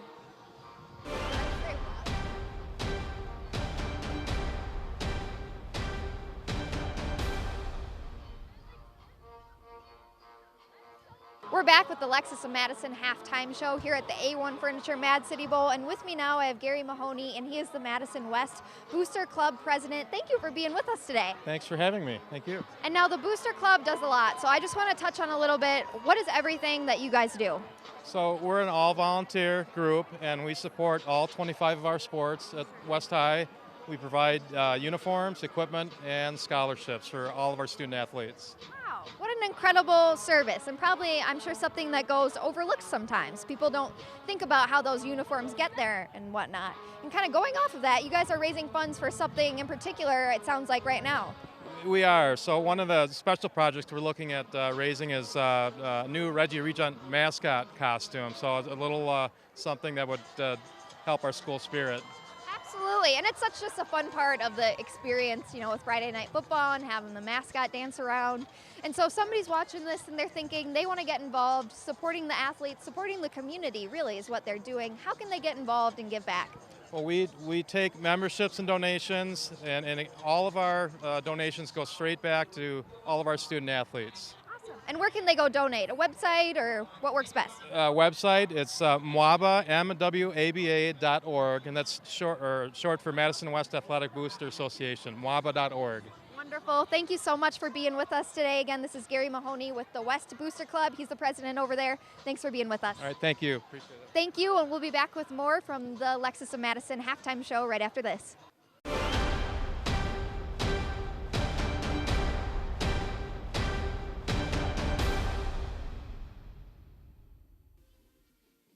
We're back with the Lexus of Madison halftime show here at the A-1 Furniture Mad City Bowl. And with me now, I have the band director over at East High School. This is Mark Saltzman. Thanks for being with us today. I'm glad to be here, yeah. We're glad to have you here. And first, I want you to just tell us a little bit more about the kids over at East High School. You know, the kids at East High School are just, I love them. Yeah. They're a great group of kids, and, you know, it's amazing. It's an old school. Sure. And so there's been a lot of additions to the school, and there happens to be like a lot of fire doors, and you end up holding doors for a lot of people. Every single time I do that for a kid, they say thank you. Every time I'm holding something, a kid will open a door for me. It's just a really great, considerate group of students, and I love being at East. Gratitude is something that often goes overlooked, but it's a very important quality. And I want to talk about as well, obviously we're at Breese-Stevens Field tonight. It's kind of a big deal. What has it been like so far? It has been really, you know, you feel like you're part of some history here. I mean, this place is, you know, been around for a long time. Not quite as long as East has, but, you know, way back when East used to play their games here. And so the last several years we've been playing at, first of all, we were at Warner Park for a while, and then we were at the Lucier Stadium where La Follette is, and it really feels good to be back at our home. It really feels like we're home, and it's our place, and it's really exciting to be here, and it's really fun to have, you know, West fans here too, and it's, you know, a really happy rivalry, I guess you'd say. Yeah, and the energy here, like you said, it's just such an incredible place. We've got the music, the bands, and both teams coming together has been so cool here in Madison. And thank you for being with us today. Again, this is Mark Saltzman, the band director over at East High School. Thanks for being with us. My pleasure. Thank you, and we'll be back with more from the Lexus of Madison halftime show right after this.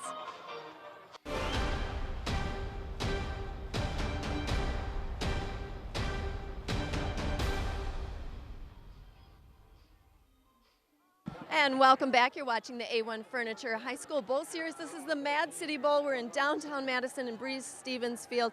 And with me, I have Mike Hernandez. He's the East High School principal for our Lexus of Madison halftime show.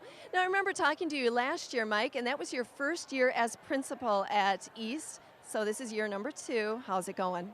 It's been an amazing start of the year. I feel really at home and welcomed by our community and our students. Year 2 is going very well. So there's going to be a year 3 then, is what it sounds like. I hope that there's a year 10 somewhere down the road. That's really nice to hear. Now, earlier you were telling me you're excited about some things going on at East. Go ahead and talk away. Well, this year I'm really excited about the community partnerships that we've developed with Summit Credit Union, American Family, Alliant Energy Center, Walgreens, Sector 67, and our parent groups. It's just amazing how our community is wrapping around our building and supporting our kids and our staff. I've actually noticed some of those names even just around the stadium here. Yeah. Congratulations on that. So it's year 2. How about if we get to know you a little bit better? Here we go. Brats or burgers? Tacos. Fair enough. And when you're not principaling, what are you doing? I like to lip sync and karaoke. Did not know that. All right. And I hear that this coming Monday is a special day. Tell our viewers. It's my birthday. Hey, all right. Well, happy birthday in advance. This is Mike Hernandez, the principal over at East High School. We have more Lexus of Madison halftime show coming right after this.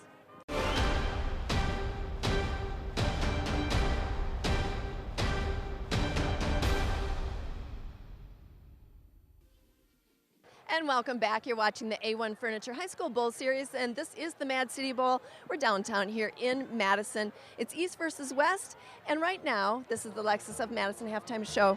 With me, I have a special guest. This is Dick Adam. You can tell by his attire here, he is a proud Purgolder, and he's also got a little history for us on Breese-Stevens Field. First, Dick, thanks for taking a minute here at the halftime show, and I'm wondering if you can tell me what some of your roles have been over the years with the athletics here at East. I basically work all seasons of high school sports for East High. I've done La Follette and I've done Monona Grove. I'll do any sporting event except run the clock. So score keep, penalty box, chain gang, and sell tickets. everything but run the clock and maybe run the ball. Right. All right, well, let's talk about the history of Breeze Stevens Field. It is really gorgeous. It's a cool night. It's beautiful around here. What's the history? For a while, it was in disrepair. Start at the beginning of when it was working.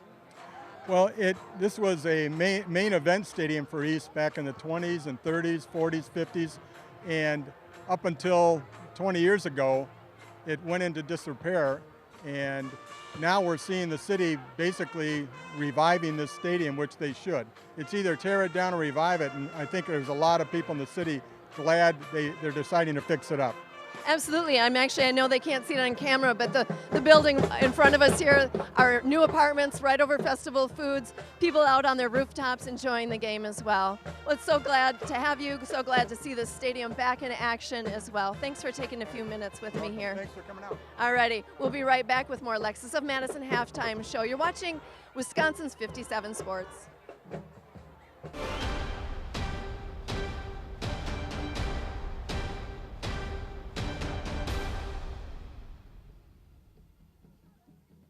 Welcome back to the Lexus of Madison halftime show here at the A-1 Furniture Mad City Bowl. And with me now, I have got some West seniors, and they are pumped up tonight. They are bringing the school spirit out. With me, I have Serena, Avery, Tommy, and Giselle. Thank you guys for being with us. How's it going so far tonight? It's going pretty well. We're keeping the ball. Yeah. We're throwing it. You're doing it. We're scoring touchdowns. You're doing it. And now you guys are all seniors, correct? Yeah. Awesome. So I want to hear about how senior year is going so far. It's really good. There's a lot of energy and a lot more excitement senior year. You get homecoming's more important. Yeah.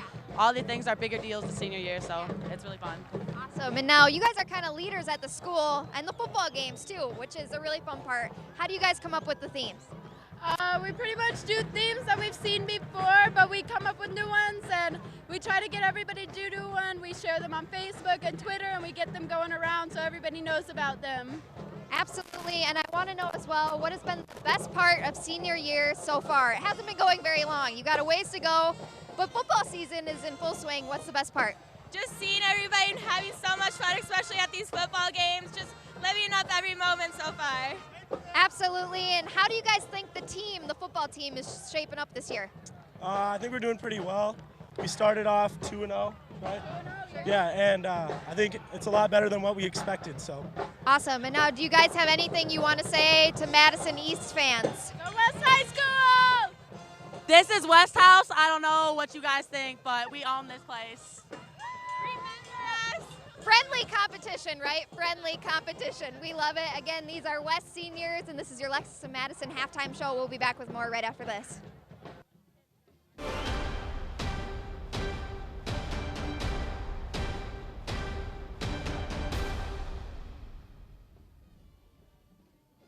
Welcome back to the Lexus of Madison halftime show. We are down here at the A-1 Furniture Mad City Bowl, and it's halftime. And now we're talking to the other students here. We've got Madison East. This is Shavannah and Talia. Thank you guys so much for being with us today. How's the game looking so far? Actually, I think we're doing pretty good. We're actually putting in a lot of effort, and I think we're doing better than a lot of times we've done. Yeah. And now, what grade are both of you in? I'm a senior.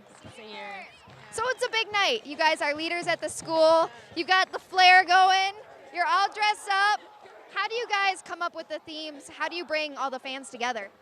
Well, it's mostly for the seniors. So like we try to tell, the whole seniors, we try to we have a Facebook page and we say like, okay, well, what do we want the theme to be for this week? And then we all choose and then we get it out to the whole school.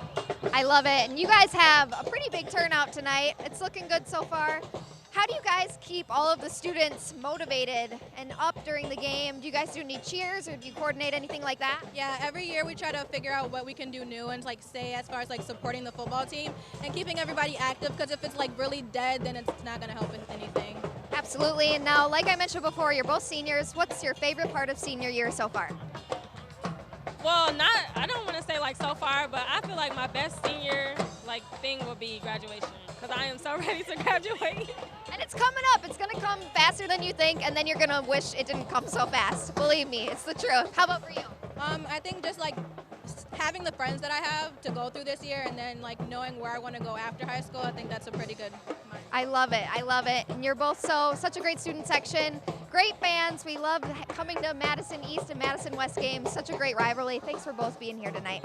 Thank you. And we'll be back with more here at the Lexus of Madison halftime show right after this.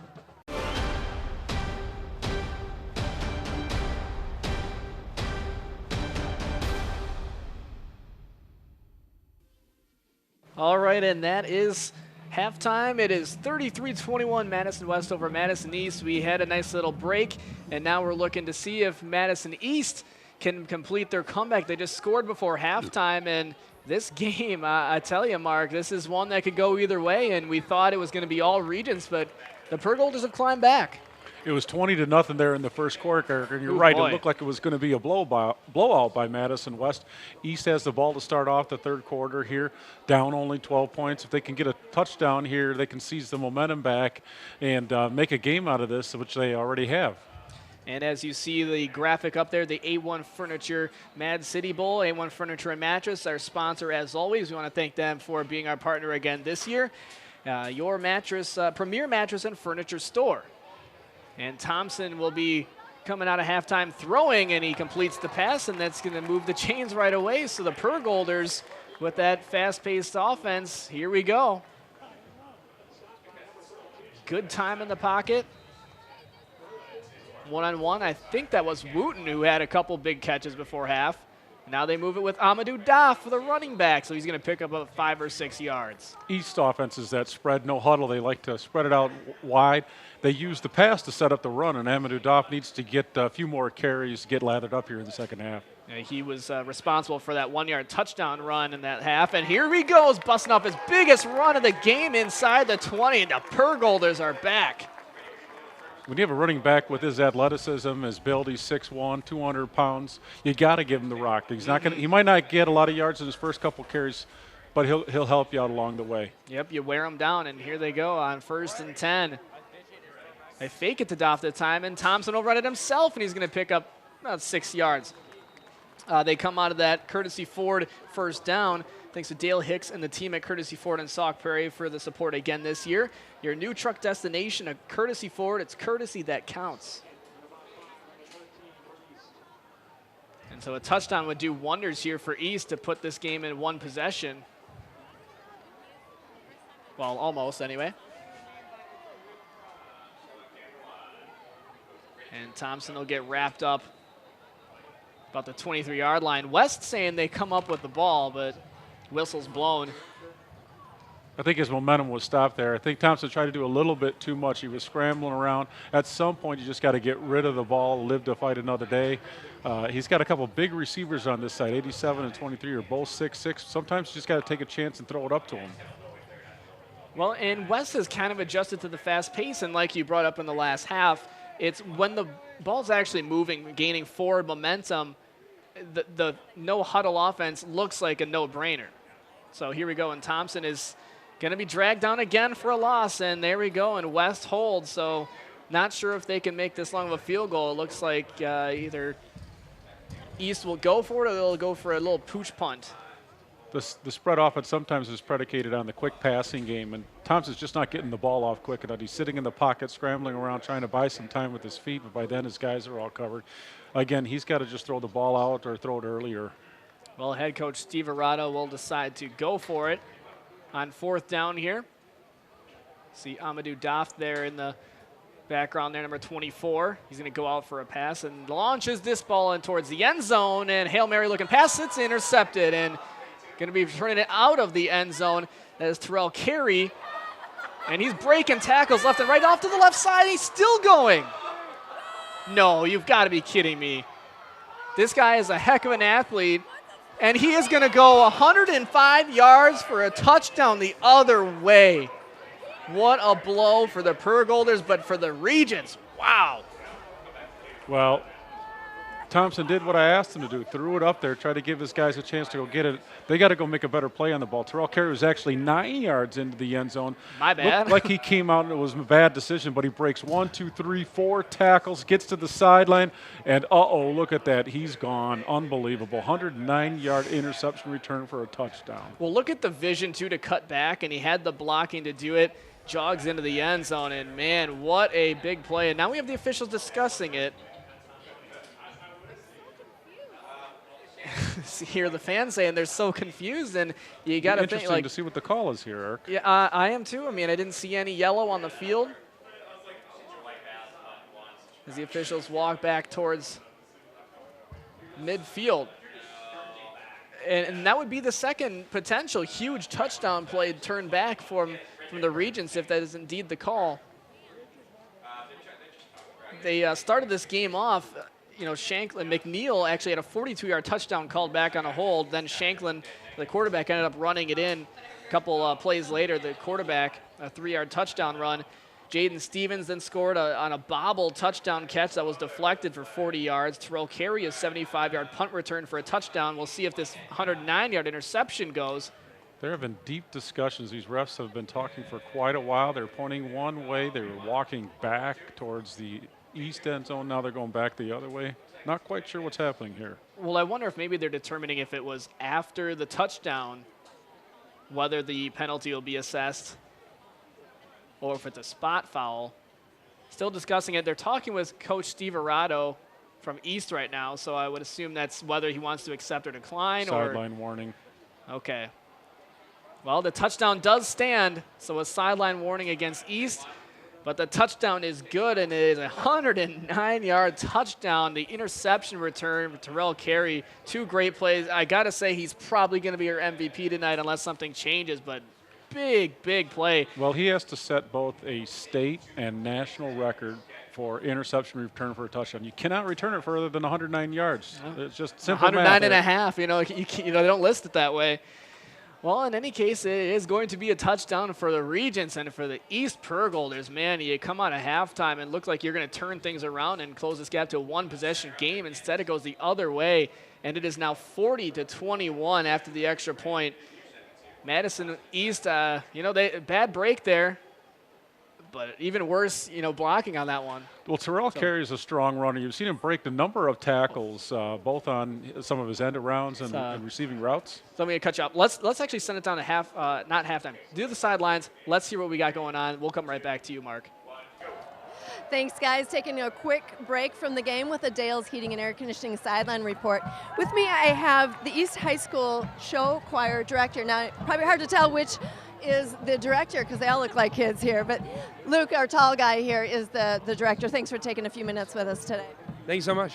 Now, the show choir has been around, this is your first year, but the show choir has been around East High School for many years, is that right? Yeah, that's right. This is my first year. I'm taking over from a teacher who founded it and was here for 27 years, so I've got big shoes to fill. Wow, not just 27 years, but founded it.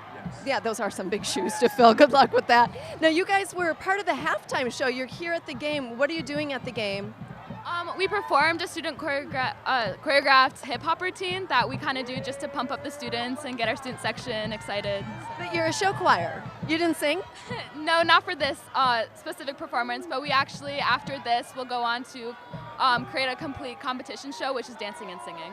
Alrighty. So with me, I have Talia, Amanda, and Soren. Soren's in the back, keeping quiet but looking good. And anything else that you're working on for the rest of the year? That's about it? She stole your thunder? Yeah. Alrighty. Well, thanks for taking a few minutes. Again, this is the show choir, the director, and a couple of his students with us here at the game. This is the Dale's Heating and Air Conditioning sideline report. Back to the game. Thanks, Janet. Yeah, the ball goes out of bounds at about the 45. At least that's where the flag is going to go. So there's going to be an illegal procedure on that kickoff for West. We've seen plenty of O'Reilly Auto Parts penalty flags here, Mark. So when good does not cut it, head to O'Reilly's to find out what you need to get the job done right. Better parts, better prices every day. So Mark, we were talking about that 109-yard touchdown interception for Carey. Man, how many records can this guy set? It looked like it was a bad decision bringing it out of the end zone. It looked like, hey, take a knee, take the ball at the 20-yard line, because it looked like he was going to be tackled at the 1. And a strong runner as a receiver. He broke 3 or 4 tackles, gets to the sideline, and takes it the distance, which is just an amazing feat. But you're right, our sponsor for the penalties, they're getting their money's worth tonight. And by the way, NFL rules, I was just thinking about kickoff returns and whether you want to take it out of the end zone or not. So the NFL initially was going to just do the first 4 weeks, deciding if they want to maybe make this 25-yard line on the touchbacks permanent or not, and they will do this for the rest of the season. And it's interesting because I was listening to the broadcast on Thursday Night Football, and they were saying there's actually more kickoff returns out of the end zone than before they had it when they was on the 20. So I think players are taking more of a risk with it. I don't know if it's just because it's early in the season, but here in high school football, we see decisions like that for at least Terrell Carey. It worked out. So now here we go, and Thompson will be trying to make up for that last interception. Instead, he's going to be twisted down and lose some yardage. He's got to make quicker decisions, Eric. Again, he's trying to wait for guys to come open, but sometimes you just got to either throw it away or take off running and not sit in the pocket and just let the West defensive line collapse on you. Yeah, Detrill Thompson has more rushing yardage this season than we've mentioned before than Amadou Daf, who's had a couple nice runs on that last series, but you launched up off, into the end zone and try to get something going on fourth down there, and instead it goes the other way. And maybe you think the worst thing that can happen is an incompletion and it just goes, turnover on downs. But there we go, finally getting some going, and that's another big play. And could it go the other way? Kenny Jones, he's going to go they're going to mark it off about the 13-yard line. So a big play for Madison East. Nice crossing route from Kenny Jones. He comes across the middle. He's wide open. He catches the ball. It's a nice run down the sideline. Almost breaks it the distance, but they'll have a first down at the 13-yard line. Well, Detrill Thompson, you see he's actually reading progression. Looks like he's going to his first, second, third reads and seeing what he has as opposed to locking into one receiver. So it worked out for him there. And here we go out of the no huddle, and they're going to give it to Amadou Daf, who's going to pick up a few yards. Got to give the East offensive line a little bit of credit on that last pass play. They haven't been blocking the greatest for both the run and the pass game tonight, but they gave him plenty of time to survey the field and deliver a pass on target to Kenny Jones that last time. So I did bring up college and NFL football.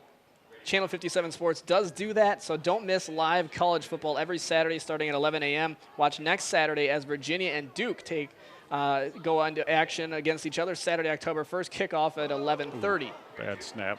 Another bad snap, and it's just killing East, as we just give credit for the offensive line. And, every now and then, the center quarterback exchange, we talk about how important that is, and this time it's, killing It'll kill East. drives. Yep. Bad snap. Look at that. They were at the 13-yard line, and now they're back at the 20. Well, you lose some of those big yards that you were able to pick up using Kenny Jones and Amadou Daf and the fast-paced offense, and now here you go. It's 3rd and 17. Oh, it's a big loss, so here we go. 7:12 to go in this third quarter, and things looked like they were going to be working out for the Pergolders coming out of halftime, and then the interception, of course, which I think would be one of the turning points of the game. We'll see how this goes. Thompson had a good initial time and should not have thrown that one up. An easy interception, not going to get one any easier than that, and Thompson's down knowing I should not have let go of that ball. David Maravilla, again, the linebacker for Madison West, just sitting back there waiting. The ball gets tipped. He's their leading tackler, but on this particular play, he goes up and gets the interception. Again, Thompson just hanging in the ball too long. He's got to get rid of that thing or either take off running or throw it out of bounds, or else you take a risk like that doesn't pay off. Well, he now leads, after those 2 interceptions, he leads the Big 8 Conference in interceptions. Not kind of the stats you want if you're Detrill Thompson. He's, you got to give him credit for trying to make plays, but sometimes you got to say, like, I got to pull you in a little bit. Just dial that back, live to fight for another down, and here we go, Madison West again with the ball. So Shanklin will hand this thing off.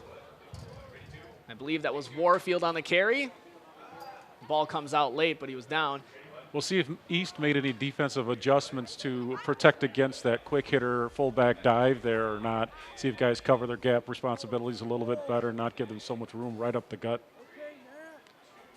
Well, we talked about, Madison East wants to slow down and wear out these two-way players for the West regions, but, when you can keep Warfield off the field offensively, he's going to get some rest, and here he goes. Now he's going to fake take the handoff, and they're going to go with McNeil. So, again, some of the similar things we've seen all night, but it's been working for the region so far, up 40-21, and a lot of that actually on special teams and defense. So a well-rounded game for Madison West right now. And that's how you play that quick end around there. The 36 Henrique Sackles, as you can see there, made him bounce it out. Yep. Again, he ended up getting a little bit more yards than you want, but forced him either to bounce it out or cut it up back to where your friends are on defense and make the tackle without getting those big gainers. So it is a Courtesy Ford first down. Courtesy Ford in Sauk Prairie. Want to thank Dale Hicks and the team over there in Sauk Prairie for the support this year. Your new truck destination. And there's that quick hitter again. They came with the run blitz. They gambled into the wrong hole and left the crease there. Well, you got to think. I mean, Mark, this is just me, thinking out loud. Is this a situation where if you're West, yeah, we're going to go with those same couple 2 or 3 plays we've been running, but as soon as they start guessing and maybe run blitzing us, that's when we'll change it out and go deep for a throw. They give a play-action pass over the top. They got the end around with both of those flankers. They also got the quarterback keep, too, so they got a lot of options with this offense. Well, Shanklin will go under center for this one, and he will fake the handoff once again. But this time, looks like he's pretty much read that one and a few yards there. Everybody's got to just mind their defensive responsibilities. Don't try to do 2 men's jobs. Do your own job. Cover your gap responsibility. Fill the hole you're responsible for, and go make the tackle when it's presented, and you'll have some success. West has good athletes too. They're going to make you miss, but if you're lined up properly, you're doing your assignment, you can shut this thing down. When you get out of sync, when you're guessing wrong, when you're not filling your hole, then West is going to have some success. Kirsten Goggin, we want to thank her. She is Dane County's premier realtor, Century 21 affiliated realtor, and broker Kirsten Goggin for another year of support. If you're buying or selling, visit kjsellsmadison.com. Terrence McNeil on that end around again. Got the lead blocker coming around, number 57, Josh Mercier. Those offensive linemen don't get a lot of recognition, but I'll give him some tonight. Senior lineman led block and had a pancake block about 10 yards down the field. Yeah, flat on the back and pushed a couple of guys over. Big bowling ball there. And if you're one of those ball carriers for West, you got to say thank you, number 57. And he's not the biggest kid in the world, 5'10", 190, average size offensive lineman, as opposed to, we talked about him, Reese Enderle, the 6'5", 300-pounder on the left tackle for West. So McNeil in motion. They go Warfield up the middle and cut from underneath. The ball comes out, but I think they're going to call him down. That was kind of a dangerous tackle, and Warfield's slow to get up on that one. Yeah, I think he took a shoulder pad or helmet right on that thigh and coughed up the ball, but I think West Regent was able to recover it. Probably going to go out for a play here just to catch his breath. Nope, he's going right back in the huddle. Joining the huddle. There we go. So this is another one where, look, West can chew up as much clock as they want here because they've got all the momentum. I mean, they've got guys who can make plays no matter which phase of the game you're talking about. Offense, defense, special teams, doesn't matter. Here they go, fake to Warfield. And that one kind of busted play. And it looks like, I don't know, I wouldn't have really called that flag as Warfield gets knocked down late. But a penalty flag comes out. I would guess that's against East. I let that one go if I'm a ref, but. Might be Academy Award winner there. He kind of went down when he got touched. Well, as they kind of sort that one out. Chosen Few Gym, they are the sponsor of the Chosen Few Plays of the Game, which we'll see later here. They offer classes in mixed martial arts, wrestling, jiu-jitsu, Thai boxing, conditioning, and they welcome both veterans and beginners to join. Don't have to be an expert to be working out at Chosen Few Gym. They also have their fights coming up on Saturday, so good stuff there. I understand the officials have a job to do.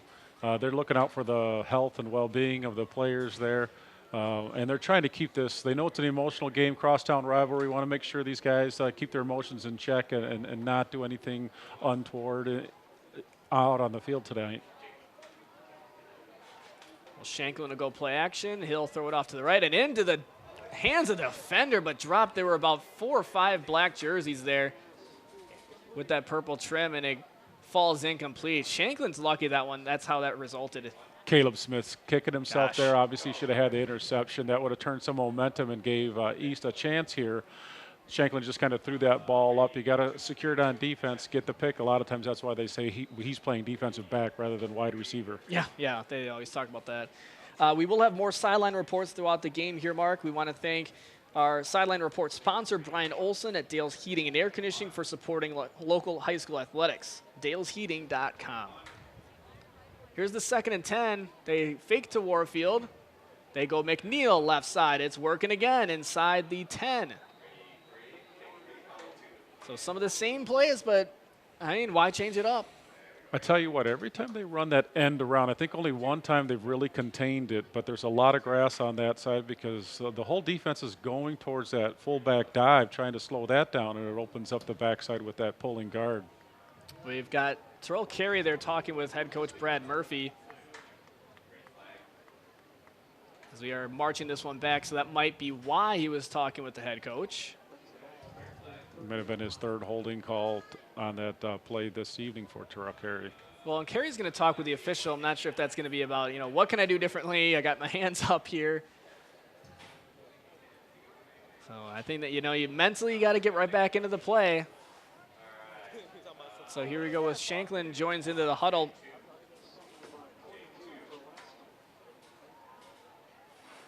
So we're going to get a 2nd down play here. As the clock is running, 2:40 to play in this 3rd quarter. He'll air it out in the end zone and into the hands of number 7. That's a touchdown, Xavier Miller. Wow, just a play action pass. He just runs a go route on the outside. Pretty nice ball. Wasn't a pretty spiral, but it got to where it needed to. And just a heck of a catch in between 2 defenders.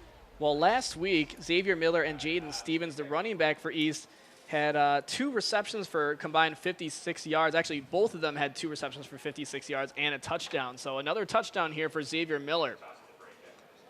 That might be the backbreaker, Eric. Yeah, it kind of puts this one out of reach. You double them up and more.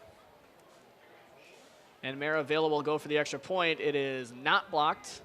That one is up and good. It is 47-21. This one's getting out of hand. The A-1 Furniture Mad City Bowl, Madison West and Madison East on A-1 Furniture Mad City Bowl, Wisconsin's 57. Well, the Maravilla interception resulted in 7 for Madison West, and then Maravilla finished it off with the extra point. This one's getting kind of out of hand here, Mark. Eric Rogers here filling in for Rich Reynolds. The A1 Furniture Mad City Bowl. Madison East was hoping to keep their playoff hopes alive, but this one, if they were to lose this game, it's going to kind of put this one, make it even tougher for a team that started 0-3. They had all the momentum to start the second half. They went on a nice long drive. Couldn't capitalize on it. They really did. And West likes to kick this ball, kind of squib it. And Kenny Jones had a hard time getting out of that one, and then he finally did, bringing it up to about the 30-yard line. Not a bad return considering he had to pick that one up and lost control of it for a second. In between his legs here. Yeah, there it is. Good job to break a tackle. That's, you can't just spin him around like that sometimes. He squirt out of it. So maybe go back to some of those quick hitters, a couple plays to just make something happen. Is that a quarterback change I see? You're going to go with Phil Rowe, number 12. The quarterback will be coming in for Madison East. I think this is a chance just to give this kid some playing time. Thompson's been a good leader tonight. He's done some really good things. Probably not as decisive as the coaching staff would like him to, but this will give this guy a chance to get some quality playing time in a meaningful game here. And the 6-foot freshman. And another bad snap, and Rowe will just try to fall on it, but he can't. And oh my goodness, Wes is going to pick that one up and go in for a touchdown. That is Amir Harris. That's a backbreaker too there, Mark. That's a tough spot to put a freshman quarterback in. You're behind. You need to throw the ball. The defense knows that they're going to be coming at you. You get a high snap. Quarterback probably should have had that. Probably a little nervous, but 11 comes in. Amir Harris picks it up, walks into the end zone, and again extends that lead. Well, we talk about field position and hanging onto the ball, not turning it over, all those kinds of things. And it looks like, for everything good Madison East does, it's like 2 things go wrong for them. And sometimes it just results in a game like this where now it's 53-21. And I don't know what you can tell your players at this point. Keep chopping wood. You just got to keep fighting and battling. You know, the momentum killer here was really like we talked about. It was 33-21. East came out, received the opening half kickoff, went down, got into the red zone, threw an innocuous pass into the end zone on 4th and long. So if it's picked off, you think, hey, you know, they get at the 20-yard line, you're doing okay. And out of the blue, Terrell Carey comes up with the interception and takes it to the house, 109 yards. You know, I got to say, if this is, you know, if I'm another team watching Madison West right now, I go, all right, this team has some playmakers, so what I want to do is fundamentals, don't try to do too much. I mean, Madison East from time to time, they'll throw an errant pass or they'll try to squeeze it in, or, you know, there's a bad snap here or there, and just some of those simple things that got away from East in this game. But credit to Madison West. I mean, they didn't have to make those plays. They capitalized on them too. You know, West is 3-2. Last week they beat La Follette 28-16. At the beginning of the year, La Follette was talked about as one of those teams that could win the Big Eight.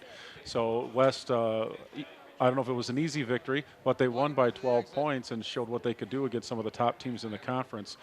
After tonight's win, they're going to be 4-2 and feeling pretty good about themselves. Well, in Madison East, with their squeaking out a win over Madison Memorial, they can show they can grind it out from time to time. But here we are in a game where you're trying to have a shootout against, you know, Madison East doesn't sometimes have that offense to be able to do that. And I think that's their best chance is time of possession, and they haven't been able to do that tonight. The ball's taken by Kenny Jones, about the 15-yard line. So same starting field position they had last time. We'll see if Rowe gets another series here, and not a good start for him. Had 2 snaps before it went the other way. You know, you just got to tell the East players they got to keep battling. You know, keep chopping wood, execute, focus, forget about the scoreboard, get some momentum going. Well, it does look like Rowe back there, so out of the shotgun, give him a little bit of space. Here's a snap. It's good this time. Rowe, a little bit high, but he does complete the pass. Not much yardage, but get him a little bit of confidence. And those are some of the areas where Thompson can work on an improvement. The starting quarterback for East is getting rid of the ball a little bit quicker. Well, here they move that offense, and they will give it to Amadou Daf, who picks up the first down and more. He's going to get near midfield, so there we go. Some positive things for Madison East. And regardless of the score, Amadou Daf is the type of athlete who needs to touch the ball 20, 25 times a game, whether it's running the ball or getting him with swing passes out of the backfield. He needs the ball in his hands more. They got to start highlighting him. He's their #1 offensive threat. Maybe defensive has schemed to shut him down this year, but again, you got to keep feeding him the rock. Well, yeah, I mean, you're also keeping the other team honest, too. You mix it up a little bit. And here we go, Rowe. He's got in the backfield with him, number 15, Kier Washington. You know, you look at the game plan for tonight, if you look at the carries by those two, Washington and Doff have about the same number of carries. You know, Washington's a decent athlete, but Doff is a difference maker, and you got to really give him the ball. You got to feed him. Unless he's nursing an injury, give him the ball. And here we go out of that similar formation. Rowe snaps it on 2nd and 9. He'll go left over the top of the defensive back, but he also overthrows his receiver. It's going to be 3rd down. So I want to thank Blow & Smoke Barbecue. They bring us food now and again. Blow & Smoke Barbecue in Wanakee, proudly supporting high school football and athletics in general. Kansas City-style barbecue, heck yes. We've seen plenty of those O'Reilly Auto Parts penalty flags. Better parts, better prices every day. And Rowe will throw it in, complete the pass to Wooten, and he's going to get another good big first down gain. You see on the Prairie Land Towing replay, just squeezes between the defenders. Actually a nice ball by Rowe. So here we go from the 35. Looking left, and maybe Doff wasn't quite expecting it then. Well, I'm wondering if Rowe saw the linebacker, Maravella, coming down to cover the swing on that with Doff coming around there and just threw it away. If he did, that was a smart decision. Well, we're within the final minute of this 3rd quarter, but nothing doing for Madison East. They have not scored in this quarter, and then on the other side, it's been easy going. They got 3 touchdowns, Madison West does. They tried that crossing route that they were successful on earlier. The linebacker stayed home that time and read the play, was able to break up that pass. Yeah, nice solid tackle. Get the arm in there to break it up too. 54 seconds to go.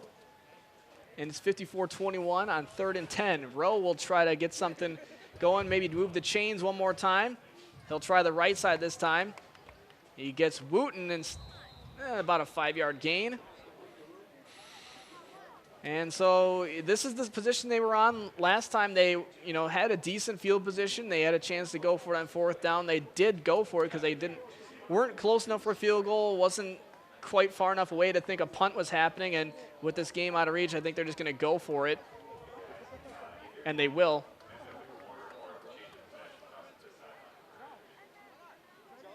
So it's about a 4th and 5, and Rowe will try left side. Nearly picked off. It's going to be a turnover on downs either way. So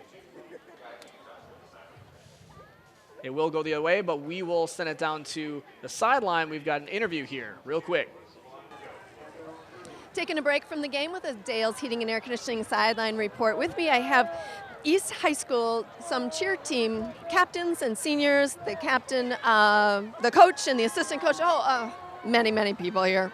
Let's see, I have Majai, I have Vanessa, Tanya, Tana, and Cassie. And thanks for joining us today. Big question that people maybe need to hear the answer to is what's the difference between POMs and cheer? Majai, you want to answer that one? Yes, of course. Well, POM is just dancing, and cheer is involved in cheer and stunts and tumbling. So that's what you guys do, cheering, stunts, and tumbling. And stunts we talked about a little bit earlier that you're working on. Vanessa, what are you working on in terms of the tumbling stuff? We're doing one leg stunt and pyramid, and we're also working on our jump sequences. That stuff is really fun to watch. I like that stuff. So keep working on it because I like that stuff. And you're a competition team. So tell me a little bit about that and what you're working toward. Sure. We hope to do 3 competitions this year. The first would be on December 17th at Sun Prairie High School. And then we have 2 potential others. And the first potential other one is our regionals, one that's going to be on February 18th. And then if we qualify, if we place top 3, that will make us qualify for state. And state is the last Saturday in February, and that will be down at the Elida Energy Center in Madison. Wow, that would be really exciting. So definitely motivated to work hard for that. Does that mean a lot of time after classes? Yes, after class, when we end class, we have to go straight to practice and work our butts out. Yeah, we work really hard. All right, well, there you have it. They're working really hard. Well, we wish you luck in your competition, and thanks for taking some time here. Go back to cheering on your guys in a moment, and back to you guys, and back to the game.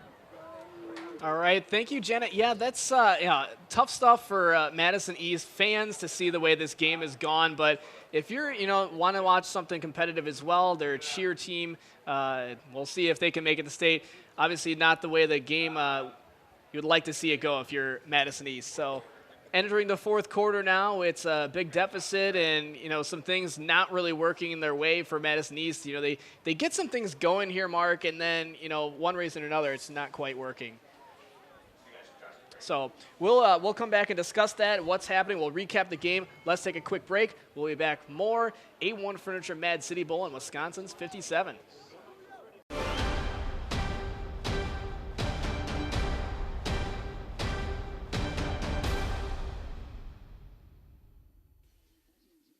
We are down here on the sidelines with another Dale's Heating and Air sideline report here at the A-1 Furniture and Mattress Mad City Bowl. And with me now I have Tony and Sue Arneson, and they are with the East Madison Booster Club. Thank you both for being with us.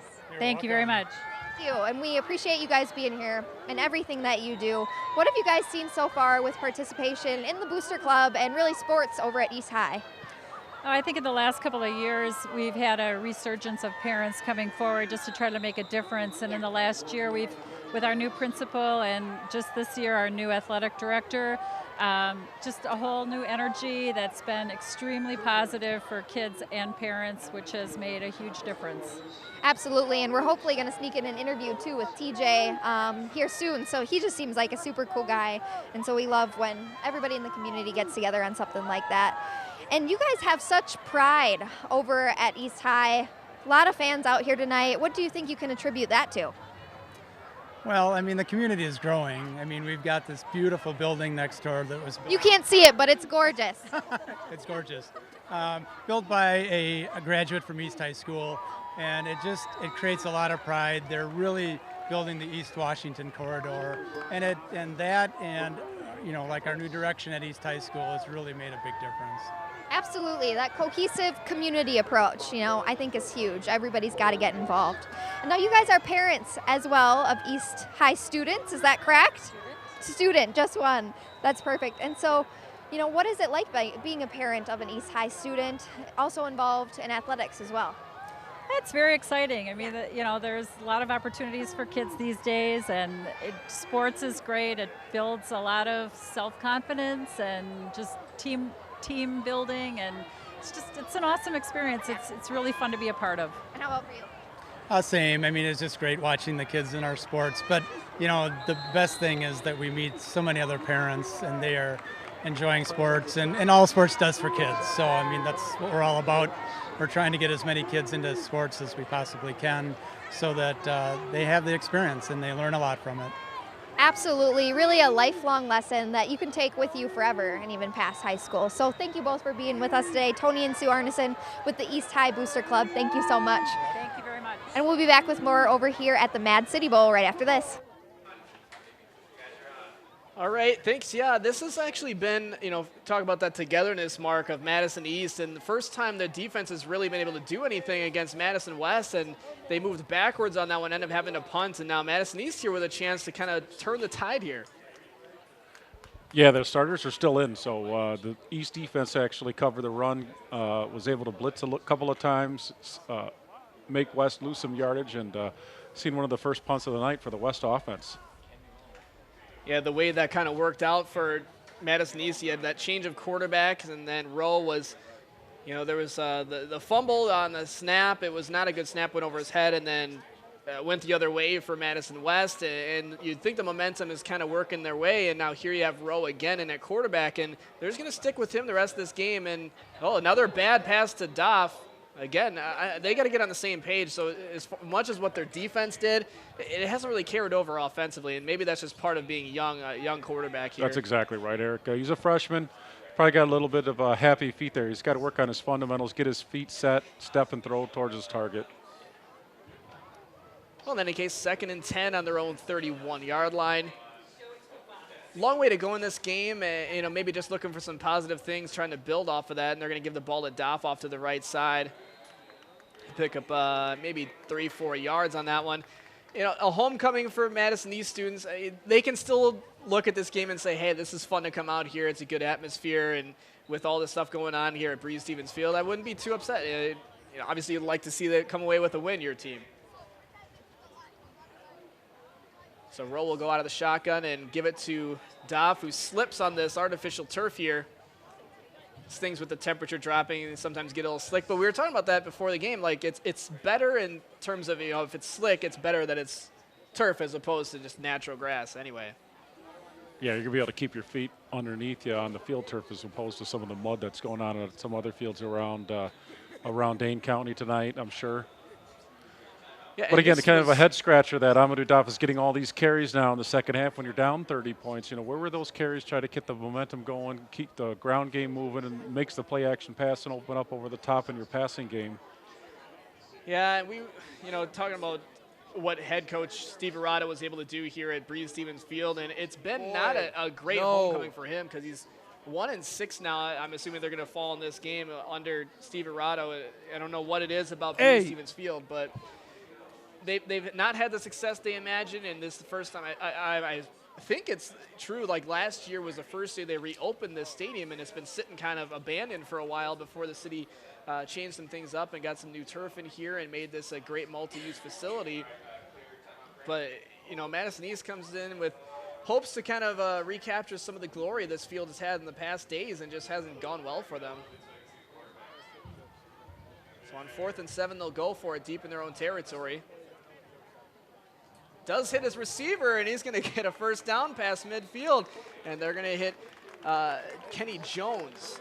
So Kenny Jones has been a guy, see him on the returns. He's, you know, It's that good bread and receiver butter. there. He runs that crossing route really well for them. They've connected 4 or 5 times on that tonight, and it's for big gainers most times. I was gonna say that's not the first time we've seen that in a row. Finally making the connection. He'll hit Doff off to the right side in the flat. Pick up a decent yardage after breaking a tackle and trying to move the ball along. So just practicing that no huddle. Just try to get something positive here when you're down like this. Get us another score on the board, build some positive confidence for your team, and got some things to work on next week. And we will have our offensive MVP after the game, and that's going to be our Anderson for Senate Most Valuable Player. Special thanks to Libertarian Phil Anderson for running for U.S. Senate for Wisconsin. Phil's proudly showing his support for youth athletics and humbly inviting you to support his efforts to represent you. Yes, that MVP, I would guess, is probably going to be Terrell Carey of Madison West, and we'll see how the rest of this game goes, but he's pretty much done it all here. And there, once again, we're seeing that Kenny Jones connection. So Roa, you know, number 12 is finding his favorite target. Looks like it's number 2.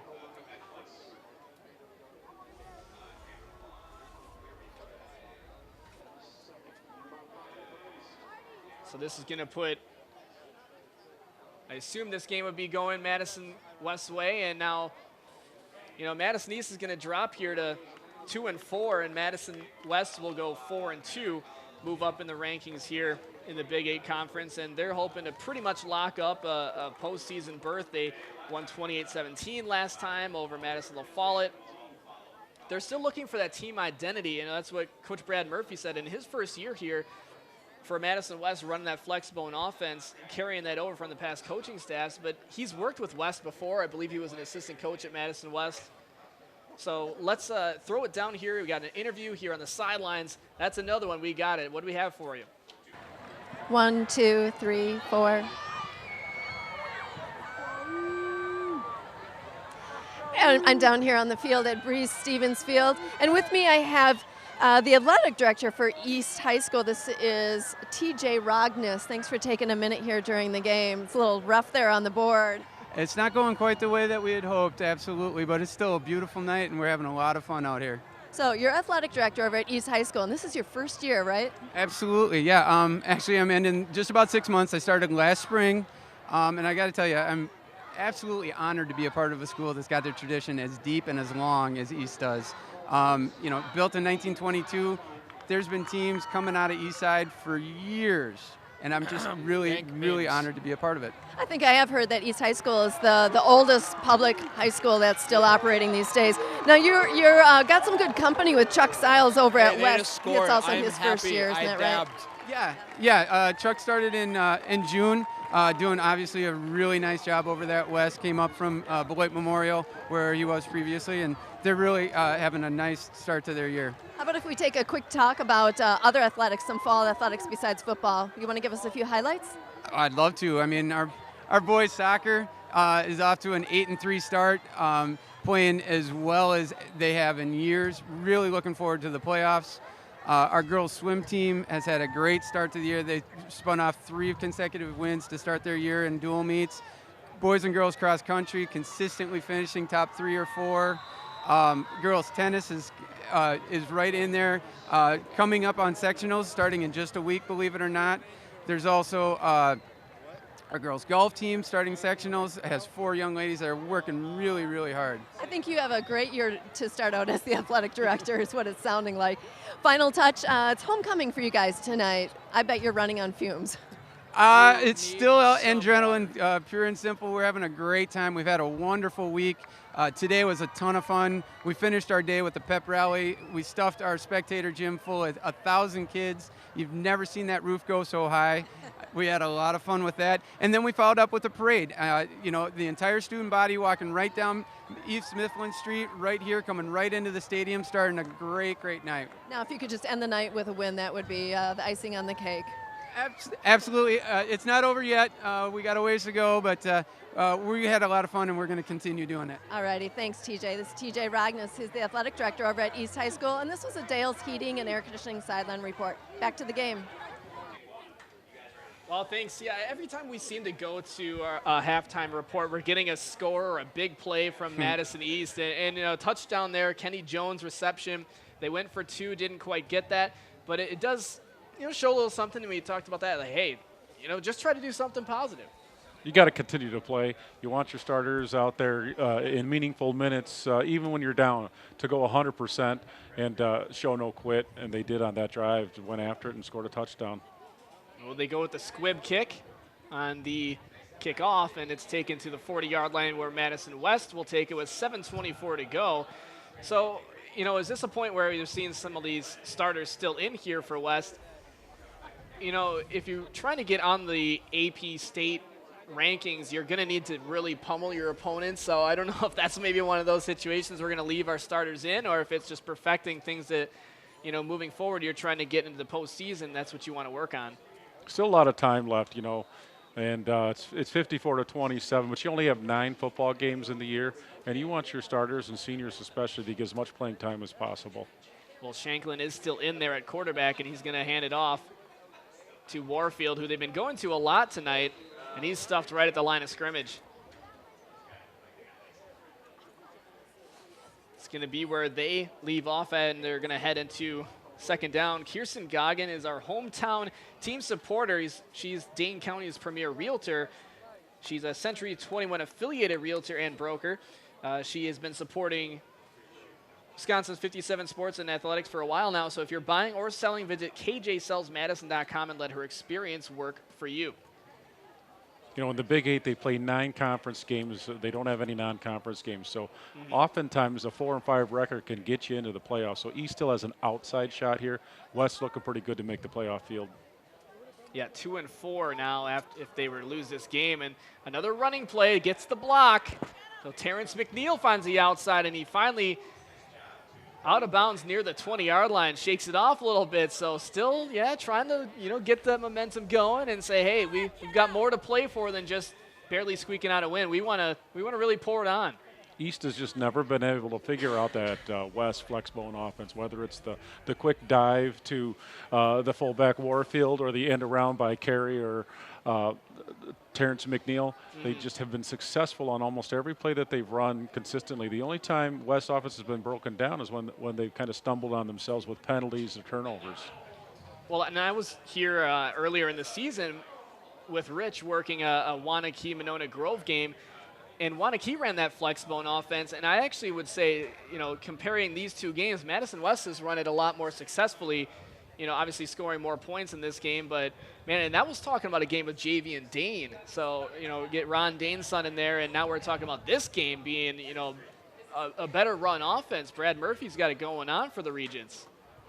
Looks like there must have been another penalty. Again, hard for us to see the flags out on the field with our vantage point here, but they're bringing it back from where the run was previously.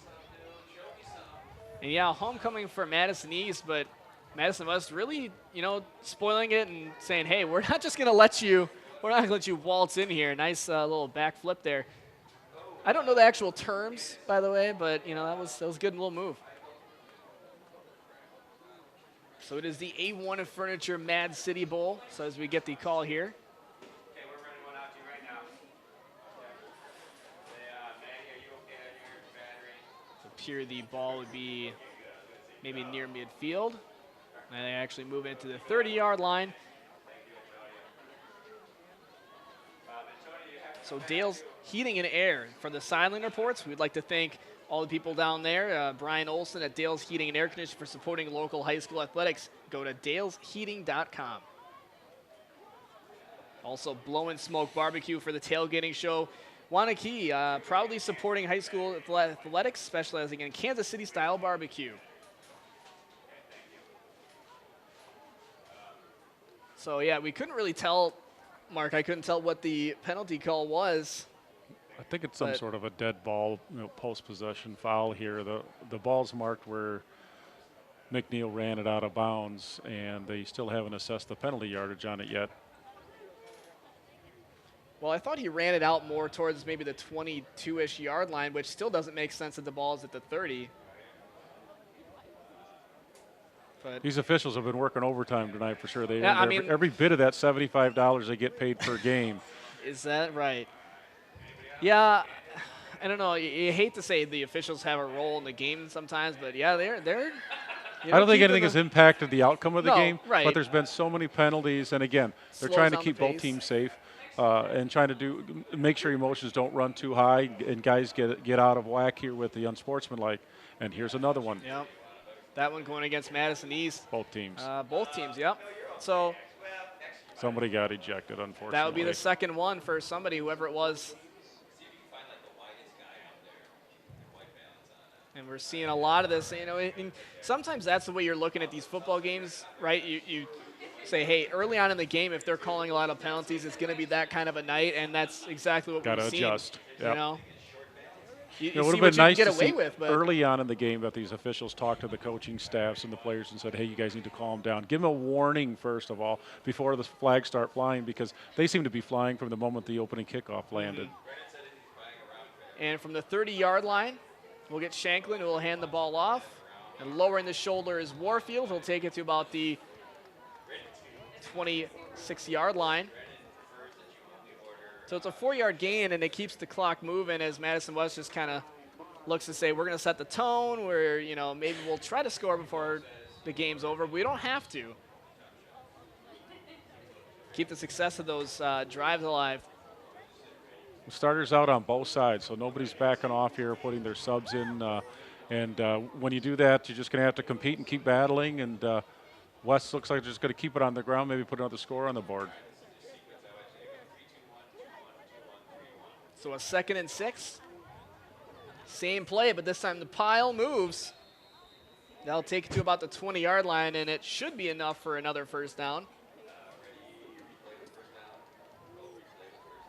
I see what the difference here between West and East is East has some really good athletes in certain spots along the way, but West seems to have a little bit more depth, a little bit more size, and their offense has been running with a little bit better execution as opposed to East have been fits, some jumps and starts. They've had some positive plays, but they could never sustain some drives, and West really impressed me with how many long drives they've actually had on top of the big plays that Terrell Carey and others have been able to have in the return game. Well, and it all starts up front, right? I mean, Madison East doesn't have the biggest defensive linemen, and they've got the skill players. Sometimes they don't have quite, as you mentioned, the depth that you're looking for at certain positions. And the defensive linemen, I only see one player two players that are really over a buck or 250. So. Yeah, and you got to give the West offensive line a lot of credit, both pass protection, play action pass, and in the running game. We mentioned Reese Enderle, the senior. There's also Patrick Horvath, who looks to be a sophomore. Tony Waldschmidt and Josh Mercier, all offensive line, have been opening holes for a number of the backs for the West Regents. So Terrell Carey, the receiver for Madison West, has that interception return for a touchdown. He has a receiving touchdown. He had a punt return for a touchdown. So you got to think, 3 touchdowns in 3 different phases of the game. It's got to be a guy that we're probably going to give this MVP to in this game, and Madison West will take the win. They'll take the trophy. We're going to give them a presentation after the game, so stick around for that. Definitely not a shocker. Terrell Carey earned it in every facet, offense, defense, special teams.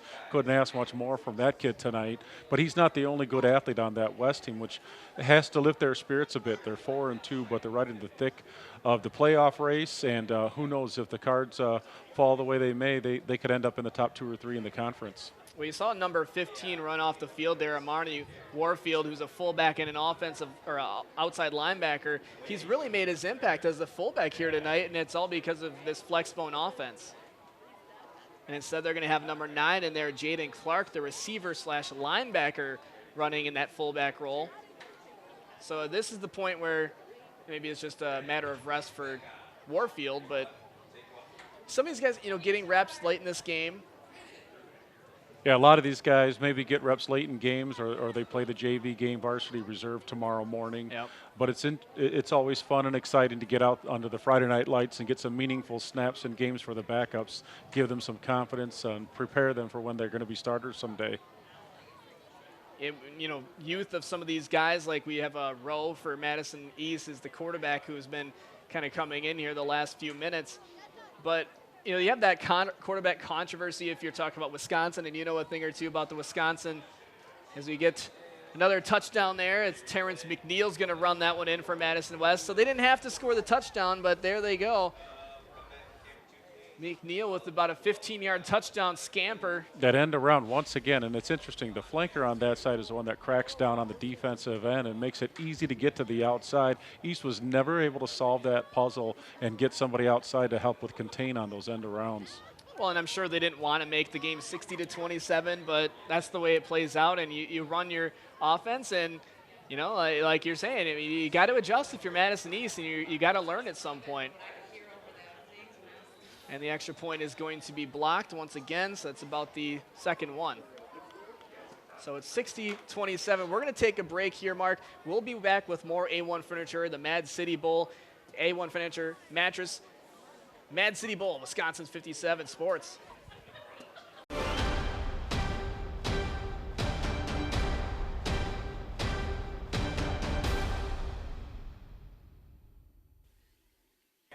Well, here we go, Mark. Mark Martinez, my color guy here tonight. Eric Rogers filling in for Rich Reynolds, the A-1 Furniture Mad City Bowl. Madison West really taking it to Madison East right now after the McNeil touchdown at 60-27.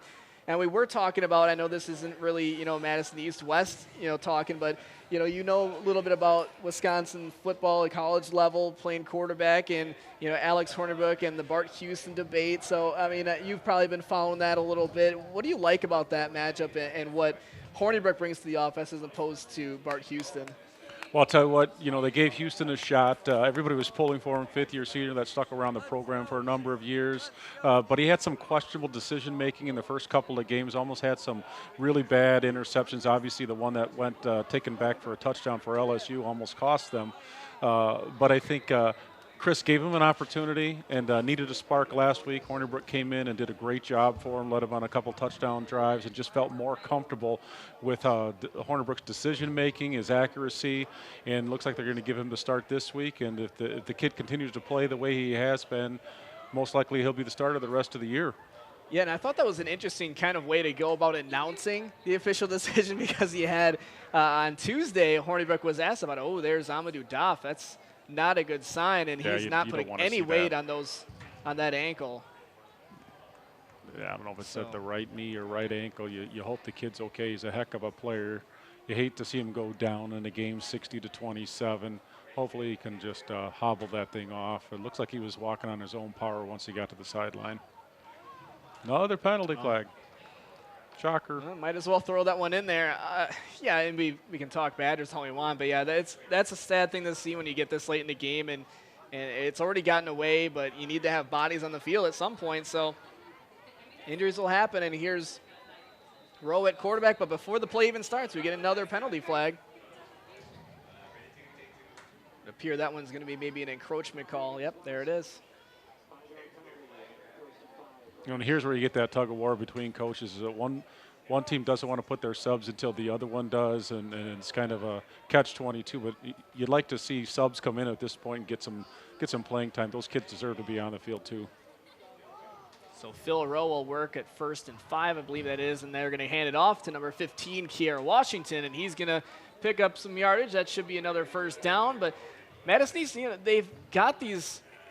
Times that the ball moves, they get possession, they get the play happens and breaks down how they want it to, and then there's other times where it's either the gaps aren't contained or it's just got to be consistent. Bad snap, bad decisions, inconsistency offensively, but there's plenty of talent here on the East team that you can see if they can get some of those things under wrap, they can have some success. Well, Washington didn't really have much running room there, as this is going to go down as one of the more lopsided victories you could guess out of the Big 8 this year. And putting up 60 points, that's, Madison East hasn't given up that many points, and Madison West hasn't scored that many points here this year. But boy, oh boy, is this a game that we thought, it started out so one-sided, and then Madison East comes roaring back. So you got to think Madison East moving forward, they're going to use this game and say, hey, there were moments where we could have let this get away. We could have let it be an even bigger blowout than it was, but we answered the call, made it a game. It was competitive at halftime, and coming out of the break, you thought, hey, Madison East got a chance. That 109-yard interception return for a touchdown was really the backbreaker. It sucked the wind right out of East, and it seemed like they could do no right after that with some turnovers that followed it up and the scoop and score for West. It was just one thing after another after that. It was like their heads went down, and they could never really recover. And then on the defensive side, I mean, between not being able to figure out some of those end-around plays and also just being fatigued from being out there so long, it just, McNeil put the, final nail in the coffin here, you would think, and scored that last touchdown for West. And now Washington had a good run here off to the left side, gets out of bounds, but 1:08 to play here. We will have that trophy presentation, and we'll have a offensive MVP or a most valuable player just in general named after the game here, and we will bring you the chosen few plays of the game, and you can expect to see a lot of Terrell Carey. So between the interception return, the touchdown catch, the running touchdown, he's pretty much done it all. So number 25 for Madison West is going to be a good player to watch here, and moving forward. Well, yeah, he showed he's going to be making he showed a number of reasons why he's being recruited the way he is and why Purdue's after him, as well as Wyoming and some other schools. He's 6'1", 200 pounds. He's quick, he's fast, he's strong, runs good routes. It'll be interesting what he can do at the college level, but the high school level, he's one of the top players in the state. Wow. And currently it looks like Ohio would be the one. And there's an interception going the other way, and you got to believe Madison West wants a score. They're not going to let that one go, but that's the way it goes down. So Rowe throws an interception late as they're trying to move something along, and Ray Broughton, the quarterback/defensive back, will get the interception there, and that should be about it. So we'll bring you the chosen few plays of the game afterwards, and more A-1 Furniture Bowl Series games each and every week here in Wisconsin's 57. But Rich Reynolds will be back, so you'll have your usual partner there back, Mark. Next week in Sauk Prairie. I'll keep the chair warm for him. And now finally we get a change. It looks like it's just going to be a kneel down victory formation. And there it is, as Ray Broughton, the quarterback who just got that interception, will kneel it. And that should about do it. The clock ticks down under 20 seconds to go, and West wants to celebrate, but these fans for Madison East a little bit quiet because the air sucked out of the stadium. It's homecoming, and you had a lot of momentum and coming off of 2 straight wins. You had an 0-3 start, and you were excited about that. And now finally both sides coming out onto the field to shake hands and say it's a good rivalry, but Madison West won it tonight. West has to feel pretty good about themselves, again, going 4-2 in the conference, sticking within striking distance of the leaders in the conference. Verona still undefeated as far as we know tonight. East did some positive things. They got some things to clean up. They got some athletes. There's some things they can work on, but they can't let this game affect them next week. They got to get right back after it. And that's, this rivalry, we've talked about that. And last time these two teams played here, it was Madison East that came out victorious over West. So, turnabout's fair play. And Madison West, Brad Murphy, the head coach there, is going to go now 4-2 this year. In his very first year, they could make the playoffs, and that'd be huge for him. But, he's got plenty of experience being an assistant coach and seeing the way these systems run. He does, and he has to be excited about his team 4-2 in his rookie year as a coach. Got him pointing in the right direction. Obviously, he has a lot of talent on both sides of the ball, and gets the ball in Terrell Carey's hands as often as he can. But the cool thing is for them is they got more than just Terrell Carey. They got some other guys that can do some things with the ball, and the quarterback that's leading the conference in passing yards and is a good runner too. All right, Mark, we are going to come back with the chosen few plays of the game, which you expect a lot of Terrell Carey. We'll have that, and we will award the MVP and the trophy presentation. That's next, the A-1 Furniture Mad City Bowl in Wisconsin's 57.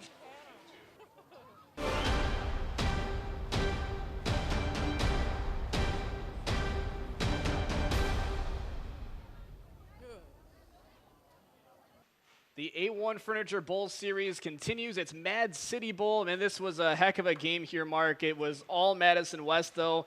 A 60-27 win over Madison East on their homecoming, spoiling it. Man, big game, big game.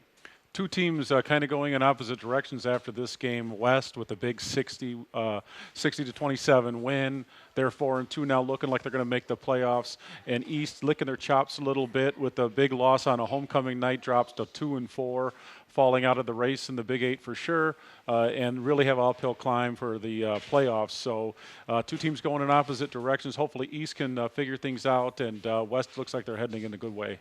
And as you see, the chosen few plays of the game here on the screen, and we have quite a few good ones here for tonight in this big offensive game for Madison West. What a juggernaut.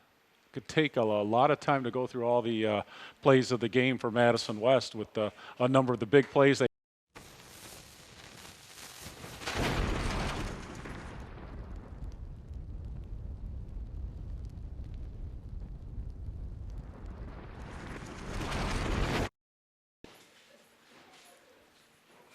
And here we have quite a few big plays, and you're going to see a lot of them have to do with number 25, Terrell Carey.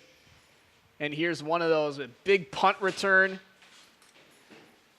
there, and he had scored on pretty much every, phase of the game, special teams. This one, they're in the second quarter. Big play. Carey on that. He had a reception touchdown as well. So number 25, man, you expect that one he him. stepped on the sideline, but he makes up for it coming up here in a couple more plays. And that was actually a big touchdown, actually, to Jaden Stevens, the running back. Here's the long punt return by Carey that he took to the house. So actually letting that one bounce. And wow, look at the blocking. It's just been really kind of one of those nights for the Regents. I mean, everything seemed to work. They had a couple, hiccups here and there, but every team kind of does. Defensive highlight for East here. One of them, yeah. Goes up and gets a nice interception to change momentum in the first half. Yeah, and late in the game, as it was kind of put away. Terrence McNeil here on the end around again. Saw him doing this all night. Play worked, yeah. And here there, again, same play. Scoring the touchdown and really putting that one, sealing it up for the Regents. And then taking it in for the touchdown himself was Shanklin. That was actually, I believe, the first score of the game. It was. So there's another big return and, letting the ball bounce and picking it up and good blocking along with it. You really got to give it up to Madison West for that. The ref calls him out of bounds. Otherwise, he would have scored on that as well. So Shanklin airs this one out, and that's the one where it was just one man wanting the ball more than the other, and that was your Jaden Stevens touchdown. And special teams we've seen really slipping through. So we're going to take, this one over to the sideline where we have our offensive MVP that will be named, and I'm guessing you can figure out, Mark, who that was going to be. So we'll check that out, and then we'll have the trophy presentation as Madison West wins this game 60-27 to wrap this thing up. I've been Eric Rodgers along with Mark Martinez, A-1 Furniture Mad City Bowl. So we have the presentation here in a second.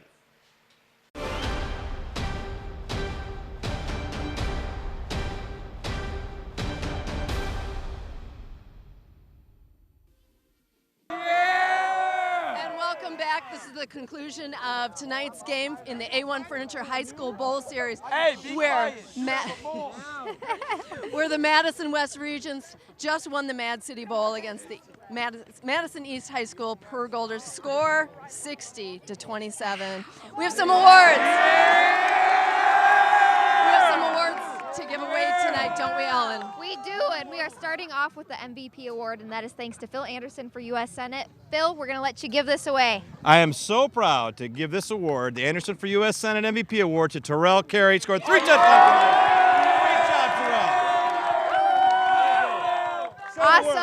Awesome job. Love it. Awesome.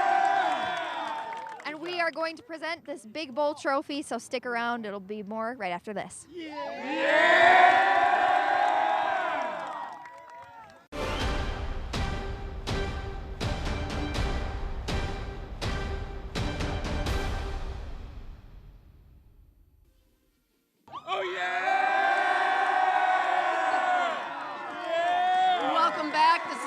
conclusion of the A-1 Furniture High School Bowl Series. Tonight was the Mad City Bowl, where Madison West outdid Madison East, score 60-27. We have the Mad City Bowl trophy to give away, don't we, Ellen? We do, and we're going to hand this over to Coach Brad Murphy.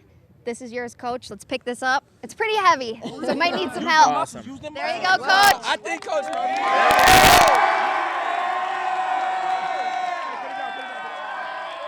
We're going to ask a few questions of Coach Murphy now. Hold up. We're going to do some questions. Then you guys got something to say. But let's start this one off. Coach, wow, big game. First year here as a head coach, but you've got plenty of experience as an assistant, and now coming in with, obviously this rivalry, coming into Breeze Stevens Field. Was there any doubt, it got to halftime, it seemed like, oh, well, Madison East might come back. So what was the message to the team at the half? I'm always worried. Okay, that's just the way I'm built. But these kids persevered. They did a great job second half. Defense played amazing. Shut it down in the second half, and we kept it going offensively. Coach, obviously Terrell Carrier had a great night. He scored on offense, defense, and special teams. What are your thoughts about his performance and your team tonight? Terrell had a great game. I'm proud of him. He does a lot of great things for us, and I got to keep him humble, so I don't want to say too many things positive for him. But he knows where he stands on our football team, and we love him to death. That's my boy. So a big win here, but there's still more season ahead. So what do you take out of this game now, and as the season moves along? It was really big for us to win a city championship. So I'm super proud of the seniors. Something that'll never be taken away from them. And that's huge for Madison West. So, we're trying to get to the playoffs, and that's our next goal. So we got Sun Prairie next, and there's a lot of unfinished business. Mark, you think we should let them do the chant? They got to get that going. Let's go. Let's let them have it.